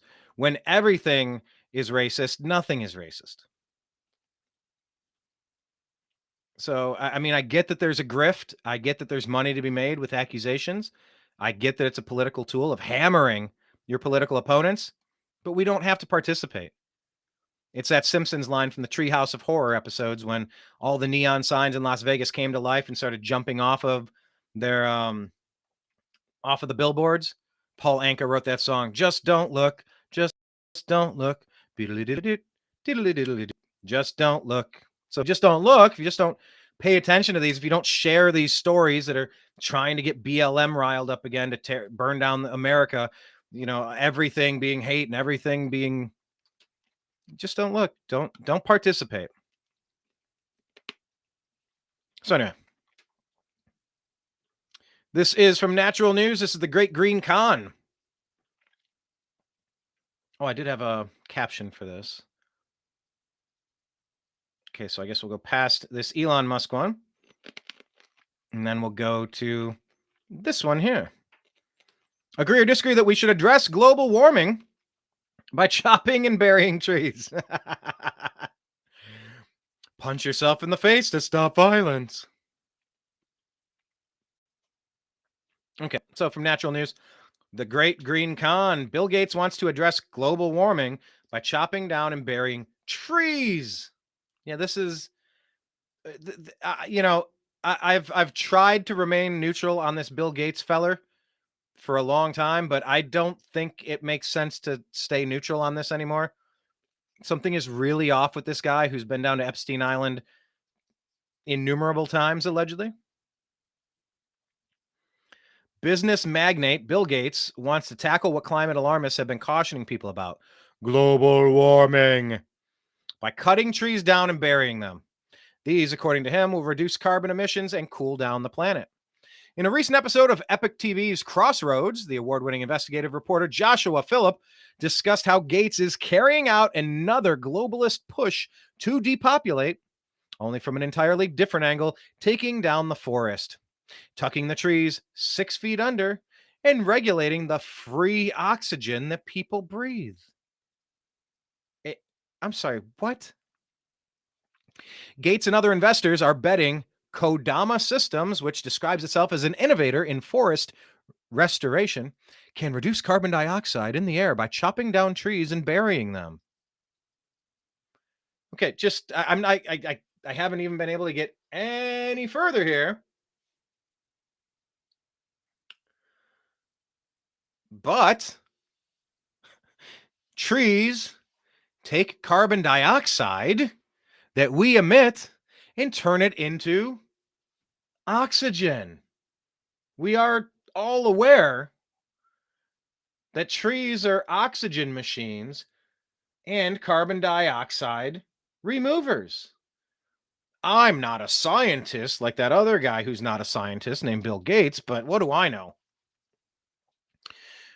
The said forestation management company has raised $6.6 million in a series of seed funding from Gates's climate fund Breakthrough Energy Ventures, as well as Congruent Ventures and other investors.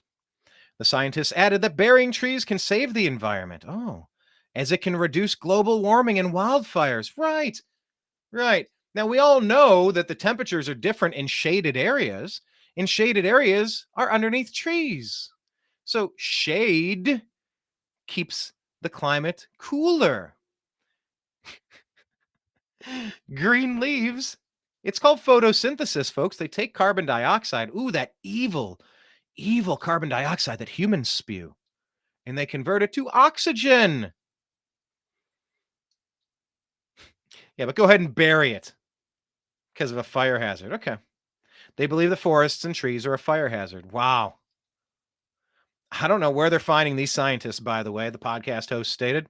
Normally, a lumberjack cuts trees to sell the lumber to build houses. They are arguing that they want to, rather than sell the timber, take all the wood and just bury it because they're saying that is a better solution. And so, in other words, this is business because they are getting money to create carbon offsets, and this is what Bill Gates is fancying. It's time to indict Bill Gates.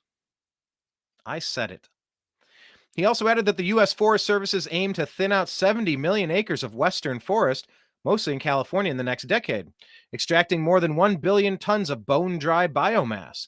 Usually, after such forest thinning, logs of marketable size go to sawmills, with most of the rest piled up and later burned under controlled conditions. But Kodama wants to bury the leftovers in earthen vaults designed to maintain dry and anoxic, oxygen-free conditions and protect the wood from rotting or burning, instead of using it to build homes, since we are in short supply of housing. Meanwhile, as per the U.S. Department of Agriculture, USDA, trees absorb and store CO2 in their fibers, helping clean the air. How did I guess that? According to the Arbor Day Foundation, a mature tree absorbs more than 48 pounds of carbon dioxide from the atmosphere in 1 year and releases oxygen in exchange. So you'd actually want more trees. If you actually believe the climate change narrative, you'd actually think that the solution is to plant more trees, Philip pointed out. However, Gates still bankrolled Kodama's drive in a stealth effort to bury wood for carbon removal. The way this racket works is that they are creating a product claiming to offset carbon emissions, and the creator of the project gets paid by certain states for the saleable carbon offsets and maybe someday tax credits, the host explained. Wow. Follow the money. Biomass burial is a promising industry, it says. Air quotes. Promising. Along with the seed money, Kodama has already received $1.1 million in grants from California's Forest Fire Agency and others, as well as purchase commitments for the carbon credits tied to the first 400 tons of trees it buries. These credits could fetch $200 a ton. They're taking legitimate, real things and trying to turn them into digital. It's like trying to make NFT trees. NFT trees do not provide oxygen from carbon dioxide. This is all upside down. Do I even have to read any more of this crap? This is ridiculous. In addition, payments company Stripes in on this? Well, hey, Bud Light purchasers, you know what to do. They provided a $250,000 research grant to the company and its research partner, the Yale Carbon Containment Lab, as part of a broader carbon removal announcement. That grant will support a pilot effort to bury waste biomass harvested from California forests and study how well it prevents the release of greenhouse gases, MIT reported. It also agreed to purchase about 415 tons of carbon dioxide eventually sequestered by the company for another $250,000, if that proof of concept project achieves specific benchmarks. Biomass burial has the potential to become a low-cost, high-scale approach for carbon removal, though there is a need for further investigation into its long-term durability, said Joanna Kiltsky, procurement and ecosystem strategy lead for Stripe. Oh, Stripe, no. Oh, Stripe, no. For the last several years, the financial firm has pre-purchased tons of carbon dioxide that startups aim to eventually draw out of the air and permanently sequester in an effort to help build up a carbon removal industry. It has also helped establish a different model for counteracting corporate climate emissions that goes beyond simply purchasing carbon credits from popular offset projects, such as those that involve planting trees. Okay, that's the craziest damn thing I've read all day. I am officially in the camp that Bill Gates needs to be indicted. There we are.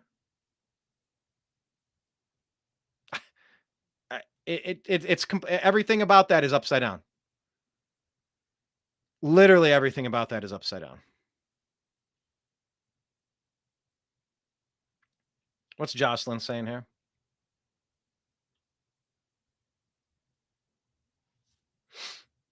In the chat. There we go.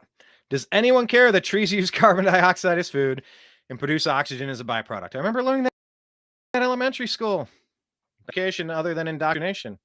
Yeah, where do they find these scientists? Yeah, I guess I did say that. Where do they find these air quote scientists? Brian. Brian. Here's where we find them. It's called an insane asylum. Fact, all life forms on Earth that are carbon-based, when any one of us dies, all life forms on Earth are carbon-based. When any one of us dies, we decompose and the CO2 is released back into the atmosphere. Yeah. The Earth's atmosphere, says Jocelyn, contains roughly 0.3% CO2. 1/3 of 1% of air is carbon dioxide. We are led to believe that this minuscule amount that is increasing by a few thousandths of a percentage causes mass climate change. No, I don't believe any of that. Neither do you, luckily, thankfully. Bill Gates and her ridiculous agenda to destroy anything good. Trees provide oxygen. Sounds like she missed that part. Why are you calling Bill Gates a she? Is she a she?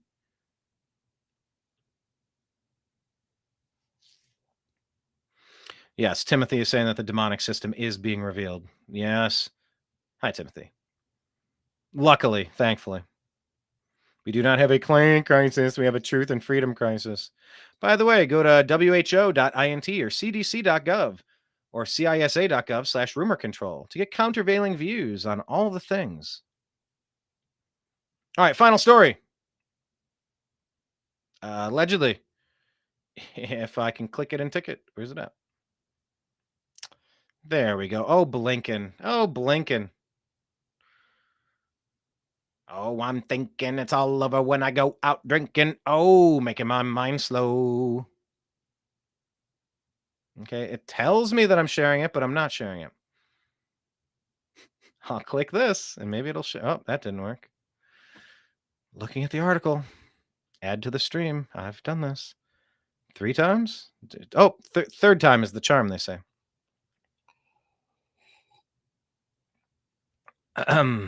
Okay, so Blinken is in Ukraine. This is not good. Anthony, unannounced visit. Secretary of State Antony Blinken, said in Ukraine Thursday that Russia has to get to a point where they acknowledge that they failed in the war. And Russian President Vladimir Putin right now shows no evidence that he is interested in meaningful diplomacy. Acknowledge that they failed in the war is what? By all reports, isn't Russia handily winning this? Ukraine is just experiencing a mass genocide because of Zelensky and Biden, Obama. They're running out of humans to participate in their war. This incredibly unpopular war that Americans are screaming to get our money to fix our borders, deport the invaders, and to work on repairing Maui, to fix our cities, to lock up the criminals, to bring the stores back that have all shut down and moved out. Blinken made these remarks to NBC during a visit to a school in Yahidne, north of Kyiv, which the network says was used to hold hundreds of Ukrainians, many who died following torture and deprivation carried out by occupying Russian forces before they were driven away in heavy combat. The Russians have to get to the point to acknowledge where they failed. They are not going to succeed, Blinken said. They already failed in what they were trying to do, which was to erase Ukraine from the map, to end its identity as an independent country, to subsume it into Russia. That's failed. There's no one to go to the table with in the case of Ukraine because Putin right now shows no evidence that he's interested in meaningful diplomacy. I mean, that's one way to look at it. Blinken arrived on Wednesday for his fourth visit since the war began early last year. This trip is focused on assessing the effectiveness of Ukraine's counteroffensive against the Russian troops in occupied Ukrainian territories. That's, by all accounts, not going well. Get a load of this. During the visit, Blinken on Wednesday unveiled a new round of funding assistance. Not for us with almost record high energy prices. Not for us with almost record housing prices. Not for us trying to walk over all the homeless people in our own damn country while hundreds of thousands or millions are flooding in here. No. 175 million from the Defense Department in stocks, 100 million in military financing, 90.5 million in humanitarian demining assistance, 300 million to support the country's law enforcement, 206 million in humanitarian aid, and 5.4 million in fortified oligarch assets meant to support veteran reintegration and rehabilitation. Yeah, that's money that should be spent here. The new package also includes 203 million to help reform efforts in transparency and accountability within the country. Okay.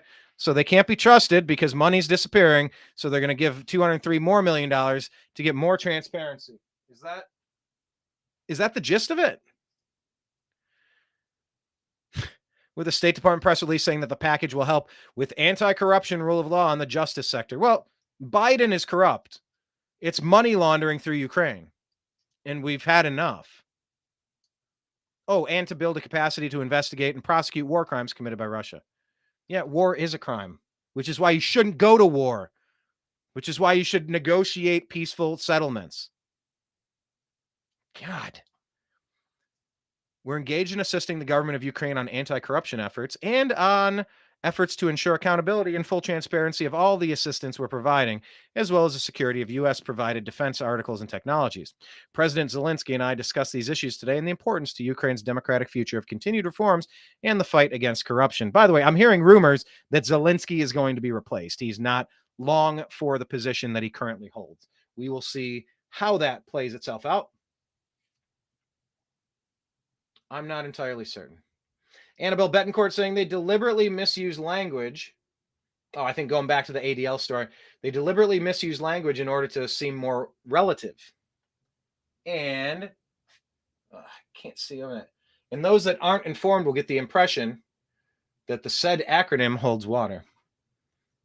Yeah, it's it's verbal. It's linguistic jujitsu, folks.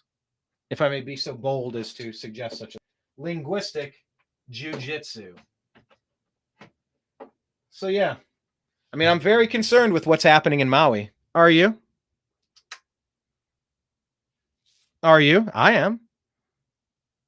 Wouldn't it be great to reinvest in our country? Wouldn't it be fantastic? Okay, so Jocelyn here is saying that Moscow has said they will view any move to return U.S. nuclear weapons to the U.K. as an escalation, and they will respond with countermeasures for its own security. They said they would attack the United States directly. So tread lightly, Deep State. Tread lightly. This is a war we're not asking for. You think you need this. You don't. You think this will help. It won't. Tread lightly. That's what we were told. Remember that? During the BLM riots, Trump supporters were told to tread lightly. Putin said that nukes would be deployed in Belarus within a month. Yeah, that's great. You know, and how long is it going to take then for a rogue attack. Missiles went into a UN country. Oh, an attack on the UN is an attack on us. Therefore, we're dragged into this war. Or an attack on U.S. soil. Some say that's exactly what happened in Maui. Those green lights that were seen in the skies, was it weeks before, months before? Recently? The strange incineration of Hawaii? Remember, if you go back, remember Hawaii also had those alerts that went off? And then they came back and said, oh, that was just somebody pressed the wrong button. They alerted accidentally. What if there was an attack and it was thwarted? Is Hawaii under attack? Jocelyn adds, while Blinken was in the Ukraine, Russia attacked and 17 people died. I want that war over. Jocelyn adds, we are at war right now. Maui was our Pearl Harbor. Well, we got Maui. We got East Palestine, Ohio. We have all of these food processing plants, chemical plants, oil refinery explosions. It seems like our infrastructure is being targeted and attacked, right? I mean, that's possible, right? I fear we are at war.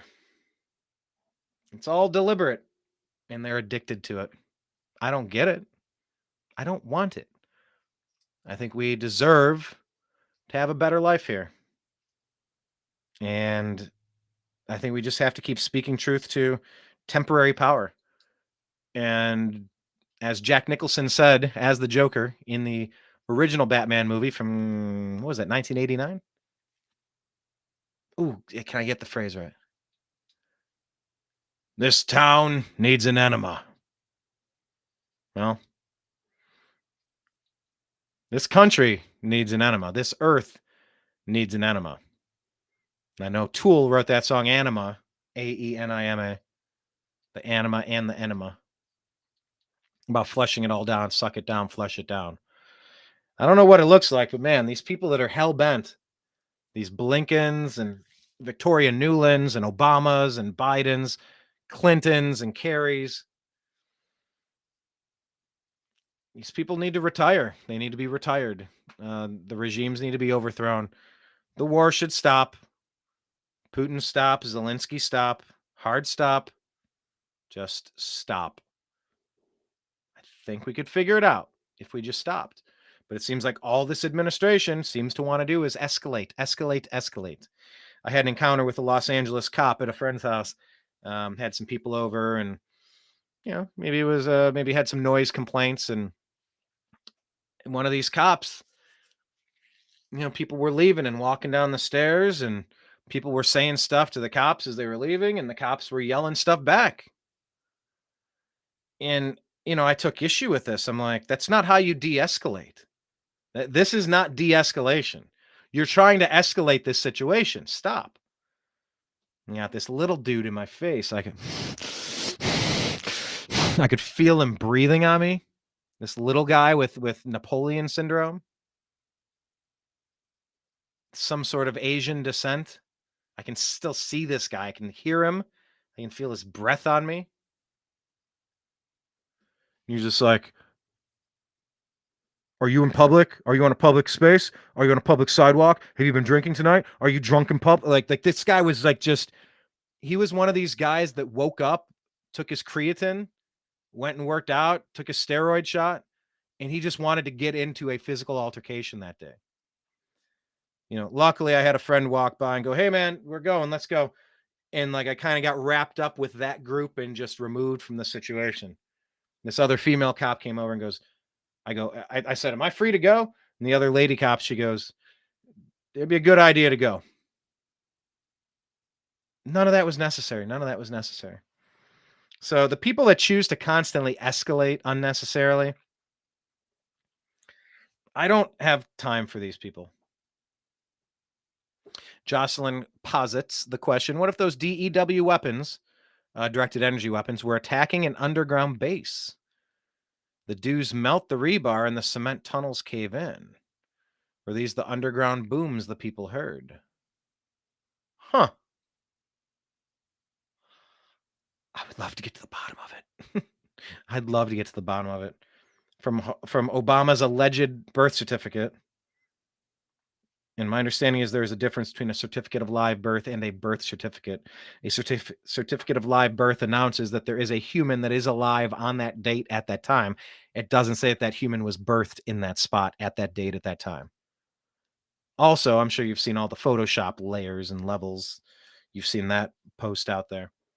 The Harvard Law Review, where it says he was from Kenya, allegedly.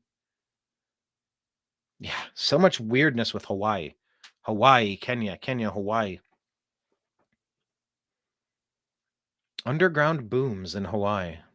But yeah, Hawaii being the site of Pearl Harbor that got us sucked into the last global conflict. It's just the parallels are shockingly similar. So, all right. There we have it, folks. Any stories that I did not get to that you want my take on today? I'll stay here for a moment.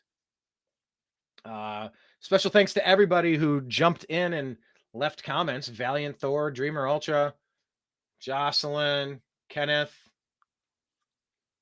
You know, everyone else, I can't see all of them. It's weird that I can't see all of them. Annabelle Betancourt. Any other big stories that I should have covered today that I did not have a chance to get to? Some of these stories I wish I had more time to get into with Blake, of course. Yeah, this whole concept of putting on masks again. So they're saying September 6th, that's yesterday, Biden puts a mask on, Whoopi drops out. This is the health ranger. Trump checks in on vaccines. Dr. Shiva unleashes on the whole charade.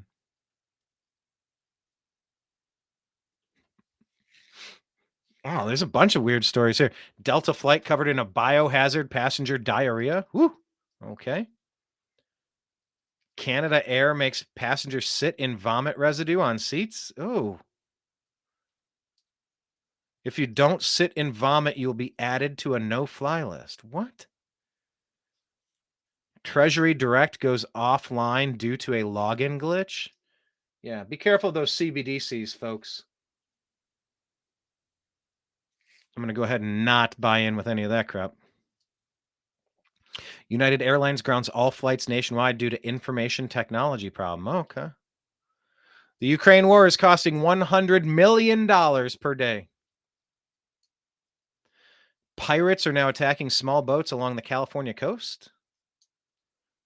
Federal buildings are 75% empty as government waste knows no bounds. Oh my gosh.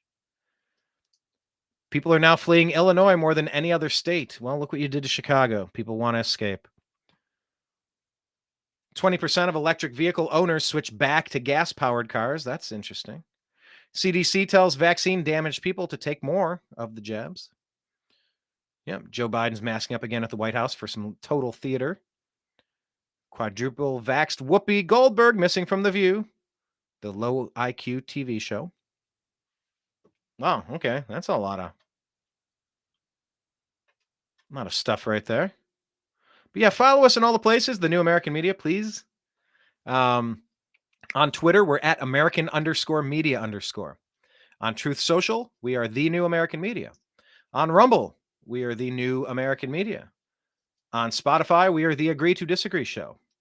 On Twitter, on YouTube, we are youtube.com/The New American Media.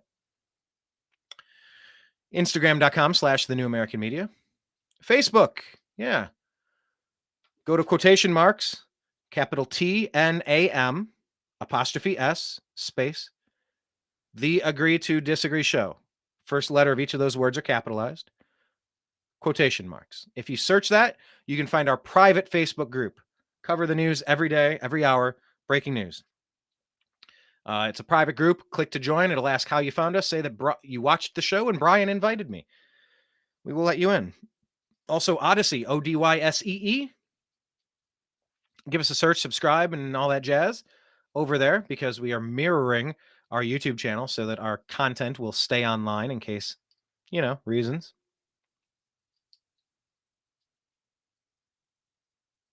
Okay. Yeah, Patreon. We were back on Patreon. Now we're back off Patreon. That's the story of Patreon. We've been up there for a long time. Anyway, we'll get to that later. Okay, what about this one? Jocelyn is saying there's another story. Did you know that vehicle manufacturers are now tracking and storing some very personal data inside the car's internal computers? Like if you have sex inside the car and even your unique genetics. How are they doing that? Every time I read this stuff, I just want to buy an older and older vehicle. I currently drive an older vehicle, but it's not as old as I would like, I suppose. Probably, what, you gotta get to 70, 78, 83, somewhere around there, so you can be EMP proof. How do they know if you're having sex inside the car? I mean, I guess, are you talking about Teslas? But how do they know that? I mean, I guess they could feel the weight differential if there's 150 pounds in each seat, and then suddenly there's 300 in a seat and it's bouncing. Unique genetics. How do they? I mean, what if they, like, if there's a fluid on the seat, they analyze it? I don't know. How would they? Okay, that's weird. What up, Unholy Hoax? Thank you for saying this was a great show. Appreciate you watching. Make sure you're subscribed in all the places, because when Blake's accounts are down, you need to find us here at the New American Media. Make sure you're following Blake. He's at thenextlevelnews.com and on Twitter at TV's Blake Walley. Jocelyn adds, Huntington Beach has voted to ban mask mandates and COVID mandates, COVID vaccine mandates. Yeah, mandates are not mandates. They're suggestions, and they're egregious, and they're unconstitutional. They've been struck down in every court. So, like, I mean, it's nice to be redundant, but we shouldn't even have to be this redundant. But that is good. Good for Huntington Beach. Also, she says Visa and MasterCard are warning about an impending credit card. There we go. Credit card crisis. Consumers should be on high alert because fee hikes will start being introduced over the next 30 days and we'll be raising fees. Yeah, get out of debt, people. I know that's super easy to say, but for the love, try to underspend, try to save some away for a rainy day. I sold a $50 item today on the side. Oh, okay. They're going to be raising fees to the people who take the cards. Got it. Yeah, I sold a $50 item today. Super excited about that. Sold a $27 item the other day. So excited about that. You know what? Over the course of the week, that all adds up. That all adds up to additional revenue that can help. I run a side business. I sell on eBay and Marketplace and wherever. I like garage sales and thrift shops. I like keeping quality items out of the trash, out of the landfill. I like turning something from $1 into 10, from 10 into 100, vice versa. You know, I like that. So I sell things, and it's an additional revenue stream.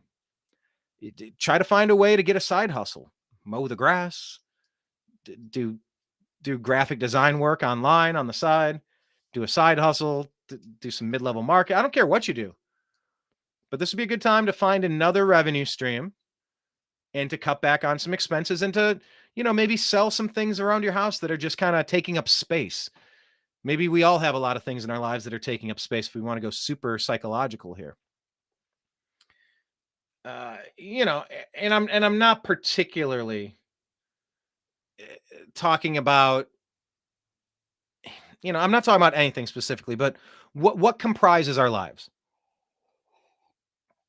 It's the people that we surround ourselves with. It's the food and drink that we consume into us. I guess sometimes that's the people that we surround ourselves with too, if you know what I'm saying. But so it's the people that we surround ourselves with. It's the food and drink that we consume. It's where we live, and it's the stuff within the place where we live. So sometimes a change can be made with the people that we surround ourselves with. Sometimes it's the food and drink that we're consuming. Could make a huge difference. Sometimes it's the stuff. Look around your house. Do you have anything that, you don't use it anymore, but it's worth $40? Maybe get an eBay account and just sell it. Yeah, you got to pay 15% of fees. So just raise it an extra 15%. If it's 40, you add $1.50 per 10, that's an extra $6. List it for $46. The market kind of knows what things are worth. But maybe start clearing your life of things that aren't really serving you and they're just taking up space, because when you remove these things from your life, sometimes it allows the energy to flow and it gets something new into your life, something better, something helpful, something refreshing that's not draining. You know, that's the unique challenge of being a reseller, is when you have things, you go get more things, but at some point you have too many things. And so that it turns into a whole thing. But yeah, I'm very motivated right now to list more things for sale. And I promise you, the more things you list for sale, the more you're going to sell. And it's tricky. You got to figure out shipping. You got to get a little scale. Scales are $20-$25. It's easy. You got to have some shipping supplies. I hold on to my old Amazon boxes. Get some tape, reuse the Trader Joe's paper bags as void filler and packaging material. Save the bubble wrap that you get in packages and just repurpose it. It's doable. But yeah, if there's an incoming credit card crunch, try to sell some things of value that you don't want, don't need, that are big, they're taking up space, and try to live with under your means. There's always carpe diem, seize this day, but you got to realize that if the opposite is going deep into debt, it's not a good option. The Dave Ramsey process, the debt snowball. Save up $1,000, keep it on the side. Okay, cool. Now you have a bit of an emergency fund. Then you start your debt snowball and you start trying to pay off your lowest amounts of debt and you work your way up. Right now I have a Home Depot card. It was ready to get closed for inactivity. I signed up for it maybe 2 years ago, hadn't used it. And they said, we're going to shut it down. And I know that does impact credit score when that happens. And I was like, So when I went to Home Depot, I took that card specifically and I swiped the card and I bought a drink. I bought a beverage.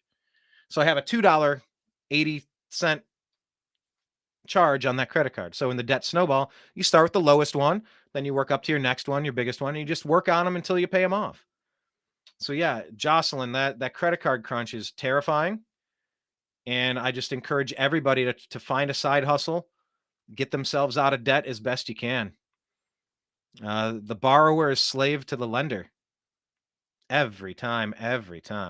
So what are you hearing? Jocelyn is hearing that September 22, 23, 24. I think I used to date a girl who was born on September 22. I remember getting her birthday gifts. Still hearing that September 22 through 24 will be bad days for America.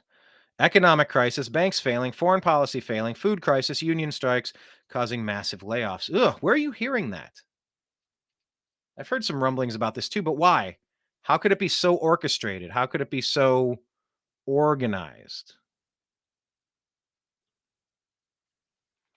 Jocelyn is also wanting to get some more information about the updates on the missing school buses and the 2,500 kids still missing in Hawaii. 2,500?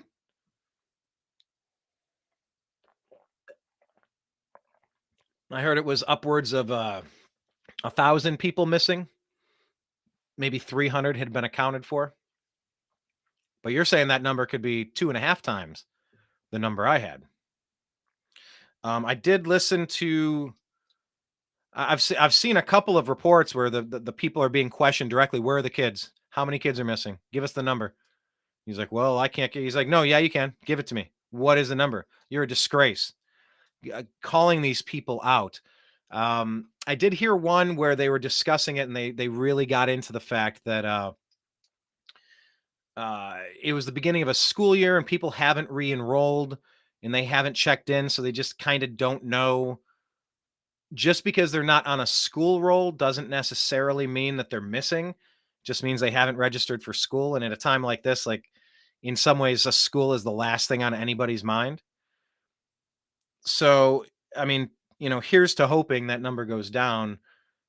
But the truth of it is, we don't know. And answers are needed. So, yeah, I mean, we got to keep looking. And we got to get some more information on that. I hate what has happened in Hawaii. And I hate that it's not getting enough attention because it's one of the worst things I've ever seen. Okay, September 22 through 25, not orchestrated, comes from different sources, including Sedona Remote View Group. Oh, okay. Yeah, I've heard it in a couple different places as well. So, hey, get ready. Get right with God. Get a little more healthy. Get a little bit more food and supplies and medicine stocked up. Get some training. Be ready. Head on a swivel. Talk with your neighbors. Get a plan. Get some backup communications, some Baofangs, CB radio, all sorts of things we can be doing. Just there's no reason to be scared when you're prepared. So that's my advice to everybody. TNAM Preparedness is one of our groups on Facebook. If you find us, TNAM Preparedness. We just encourage you to get prepared on every front. Everything, every front. So, all right. That's going to conclude today's episode of the Agree to Disagree show for Thursday, September 7, 2023. I appreciate each and every one of you for participating. Make sure you're following us in all of the places. I just love unpacking the news with you each and every day that we do these shows. I'd love to do a daily show. So I'm going to talk with Blake, see if there's something we can do, maybe adjust the timeline and try to do more of these shows, just maybe do quicker shows. Or maybe Blake joins us for the first hour and then we do more of a Q&A and not a Q&A, a Q&A session afterward like we tend to do when he leaves these days. So yeah, it's been about an hour since he left. But yeah, you guys are fantastic. I appreciate each and every one of you. And I will be back soon. I appreciate you. I love you. And we'll talk to you again.